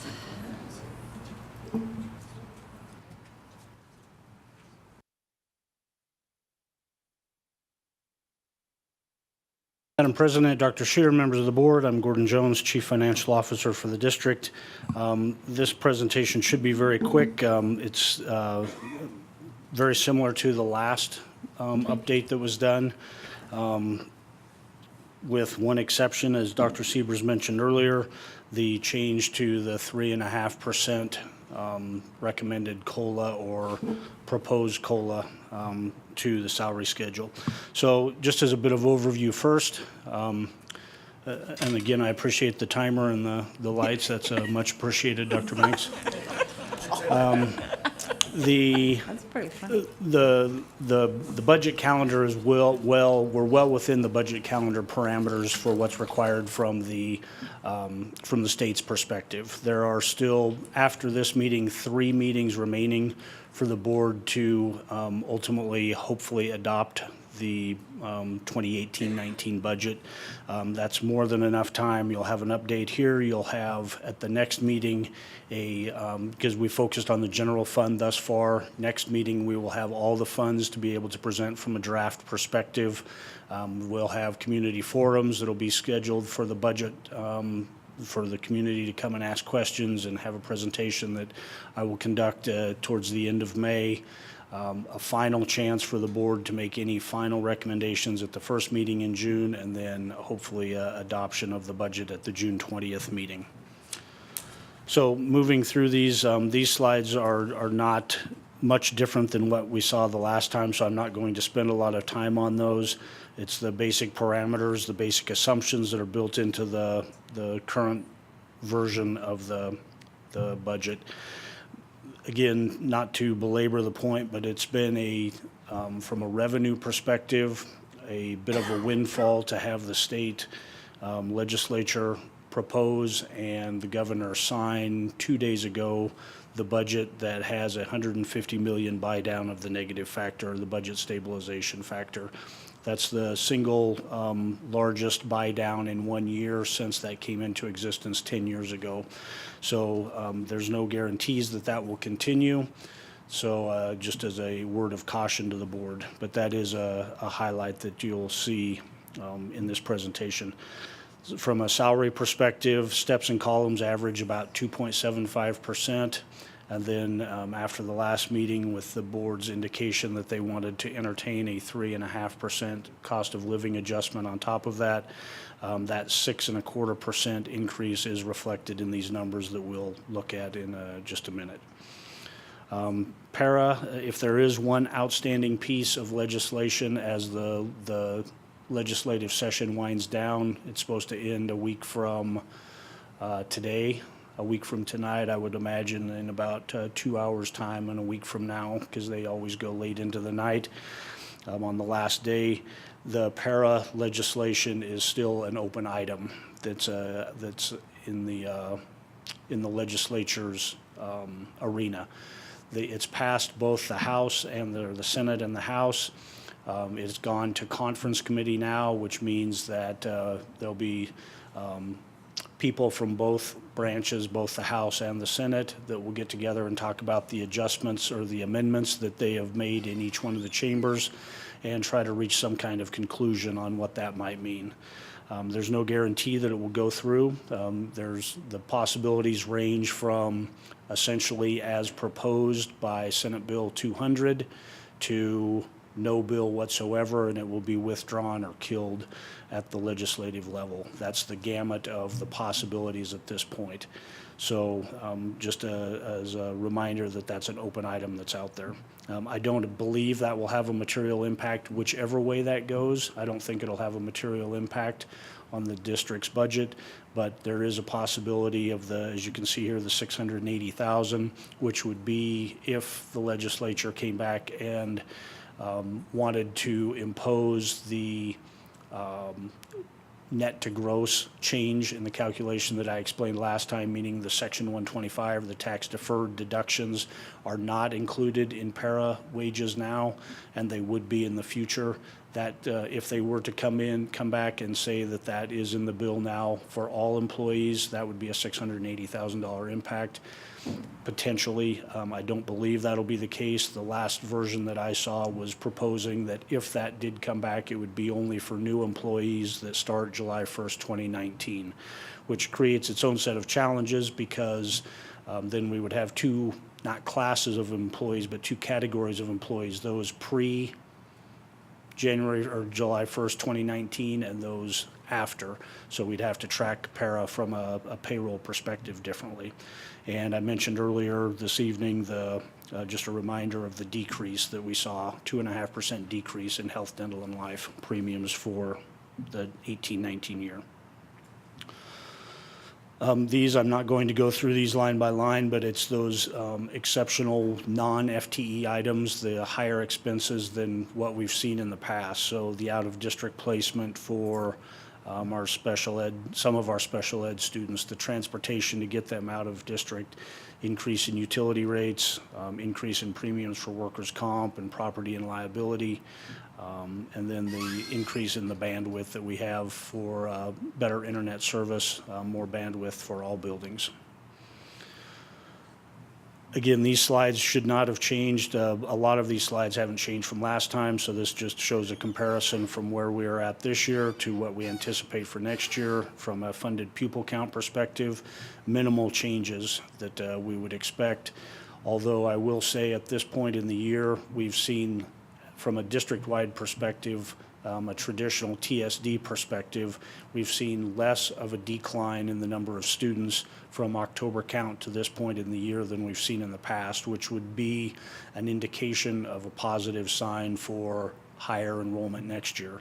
That's not being budgeted in here. It's a very conservative number here, but if there is increased enrollment, obviously that would be a bit of a benefit to the district. Revenue has not changed. No big changes there from what we've discussed in the past. I will point out on line 5, the PPR increase, an increase of $454 per funded pupil. That is a significant increase, and a lot of that, over half of that is associated with the $150 million buy down of the negative factor by the legislature. FTE expenses, this is the change from last time. Last meeting, I had not proposed, but presented what steps and columns only would look like, what steps and columns plus 1%, 2%, 3%. This in the middle column, the 18-19 preliminary budget, is reflective of the 3.5% COLA as well as the 2.75% steps and columns. So you can see an increase in FTE costs, which includes all the benefits, as you'll see listed under each category there, of nearly $4 million over what we have for our revised budget for 17-18 currently. On FTE costs, there's been some slight changes here in some of the amounts, some cost reductions as staff went back, and as we always do, you've heard repeatedly tonight that plan, do, check, adjust. The budget is no different. We are constantly reviewing that, gathering feedback from the stakeholders and reviewing the items, questioning items, going back and having further conversations with budget managers. So there's been a reduction of about $400,000 in the non-FTE expenditures, which I believe is well within line. This is putting all the pieces together from the general fund perspective. Revenue, as you can see in rows 1 through 4, FTE expenditures in 5 through 7, and the non-FTE expenditures in 8 through 11 to get to a final, a preliminary budgeted use of reserves of $4.9 million that is proposed at this point for 18-19. That's compared to the $5.2 million adjusted budget that we are at right now. So we are actually seeing a less, even with the 3.5% COLA, we are seeing a reduction in the use of reserves by $300,000 in the 18-19 year versus 19-20. If all these numbers work out to be just as you projected, how much additional reserve is there above the Tabor and board required reserves? After, get your next slide? 3 slides from now. Okay, we'll get there, thank you. This, again, I won't spend time on, but it's a reconciliation of where we ended last year from a use of reserves, the $5.2 million that we saw on the previous page, to get to the bottom line of the $4.9 million use of reserves. Those are the changes. So we have new revenue that we have seen there, obviously, of the $6.6 million. The salary increases, the benefit increases or decreases as the case may be, increase in para, but a decrease in health, dental, and life, non-FTE cost increases, those large dollar item non-FTE increases, and then the pass-through cost to the charters on the next to the last line, which is strictly a function of a higher PPR number that's passed through directly to them. So we, again, as a reminder, we record the revenue for the charter students, and we also show a corresponding expenditure to pass those dollars through to each of the charter schools. The general fund balance leads a bit to Mr. Levy's question. We ended the 2016-17 school year at $19.8 million of audited actual reserve balance. The 17-18 budget calls for a use of 5.2. I would expect and hope, although hope is not a strategy, I would expect that we would outperform that by a little bit. In the past, we've been anywhere from $1 to $2 or $2.5 million outperformance. Although that number is going to be getting smaller and smaller, the outperformance of the budget every year. So I would expect the 5.2 million to be better than that. I would also expect the 18-19 preliminary use of reserves to be better than the 4.9 million. Although I see that mislabeled, that should be 3.5% COLA, not 3% COLA. That's the one update that I did not get, or one item that I did not get updated correctly. So our estimated unreserved balances at the end of 2018-19, should the budgets for this year and next year perform at budgeted levels, would be 2.5 million. That's after setting aside the dollars for the Tabor Reserve at 3% of revenues and the board policy of 2% of revenues for per board policy, which you can see the language in the last bullet point on this page. And then the graphical representation of what that looks like. You can see the last 2 years, the dotted line between 17 and 18, 2017 and 2018, is strictly an indication of, to the left of that are actual numbers, to the right are budgeted or estimated numbers at this point. You can see the slope of that line gets sharper in the last 2 years. Should we outperform the budget in 17-18 and 18-19, which is where I would anticipate us being, that the slope of that curve would not be as drastic. But still, as a reminder, we are getting through a very calculated, planned, well thought out use of reserves over the last 4 or 5 years.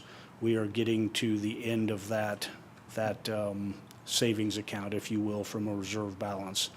So that's certainly a consideration that has to be taken into account. And as Dr. Scheer mentioned earlier, should the board elect to pursue an MLO and that is passed, some of that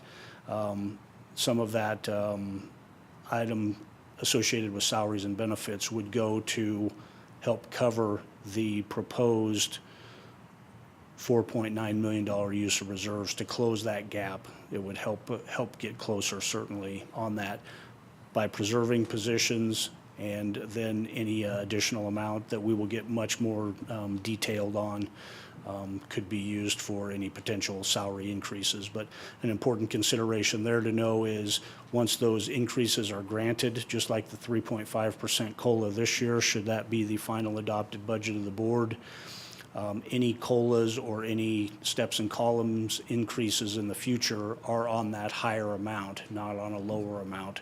So there is a compounding effect from an inflationary standpoint going forward for any benevolent acts of the board in increasing salaries. All right. Questions, board? Dave, no? The only comment I want to make is not benevolent act on the board's part, is the responsible act on the board's part. Editorializing here, if you don't mind. Whatever word you would choose to insert was We're your responsible prerogative. to our staff and to our teachers to give them that raise. Jeff, yeah, go ahead. Just comment, I got a chance to talk to a couple city here last night, and everyone commented on what a great presentation you did at the city council meeting, and I think that had a huge impact on their decision to put off their mill and bond this year, so thank you.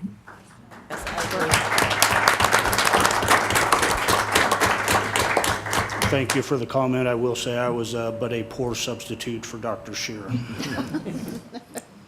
I'm leaving this year. I don't, Yeah, you can't say what the budget is next year, yeah. Anybody else, questions? All right, good enough. Thank you, Gordon. Thanks, Gordon. That brings us to 6.11, Board of Education listening session. So I put that on here. We briefly had a discussion as to whether to have some sort of listening session. I think it was last week or 2 weeks ago. And I got to thinking, when we were down at CASB, one of the school boards, and I can't remember what district it was, mentioned that before their regular meetings once a month, they invite certain stakeholder groups in just to have a conversation. Like 1 month it might be teachers, another month it might be principals, a third month it might be business people, a fourth month it might be parents, whatever stakeholder group you want to think of. And so I wanted to throw that out there. Is that something we want to do? We haven't really been super organized about doing engagement kinds of things and listening kinds of things. I mean, we do forums, but they're usually around a topic or an issue.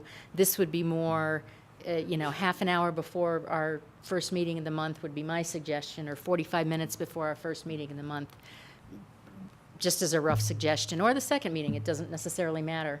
But where we just invite folks in, we sit down here, they sit down there, and we just have a little conversation. They can ask questions. We're not going to solve any problems. We're not going to pass any policy. We're just going to have a come talk to us. It's a little easier than, when people have to come and stand at the dais. We can't really talk back.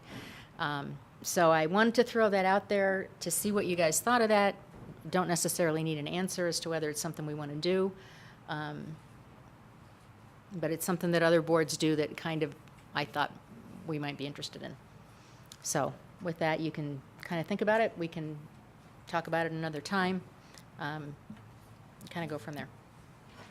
Or you can tell me I'm all wet and we can just not go from there any further. Nope, I think it's a good idea that we need to continue doing as much outreach as we can. And I know it's extra time, but I think it's time very well spent. Yeah, and it doesn't have to be a ton of time. It can be, because I don't foresee 100 people showing up, Oh, just wait. It can be just kind of a small thing, and we can just kind of go from there. Let's see. I better put my glasses on so I can see what I have here. I think that brings us to the end. There are no written reports. Dave, you brought up something earlier that if you wanted to mention about the young man from Berthoud. Oh, I know yeah. you knew the family. Gabe Conti heroically gave his life. He's a graduate of Berthoud High School and was at Piscaro School of Mines, where he resigned and he joined the military. And tragically and heroically, he gave his life in service. And we all pledge allegiance to the flag, but we don't put ourselves in the line of fire. So thank you very much for giving the opportunity, and to his family, who I know pretty well, and to all of them, all of our condolences. Certainly our hearts go out to Sure. to Thank Gabe's you. family. All right, and the other item then would be future agenda items and requests for information. I think we've got it all covered here. We good? All right, I will call us adjourned. Oh, wait, one big I question. heard the gavel. No, Did you hear the gavel? I'm taking it back. Food tomorrow night. Do we want to have Wendy order us dinner for tomorrow Or night? snacks. Because, or do you just want snacks? Because we'll be here at 4 o'clock, probably till 7:30. We get food, we'll probably go to 9, so I Food- say snacks. Food, is that what are you happy with Food. that? I mean, I can have her do snacks, or we can do food. It's up to you. Snacks? Snacks. There'll be an M&M bar, so Snacks. you guys will have a good time. Oh, God, I don't need to sugar out like we're that, so adjourned. no. No sugar overload. Now we're adjourned. Thank you, guys. Thank you very much.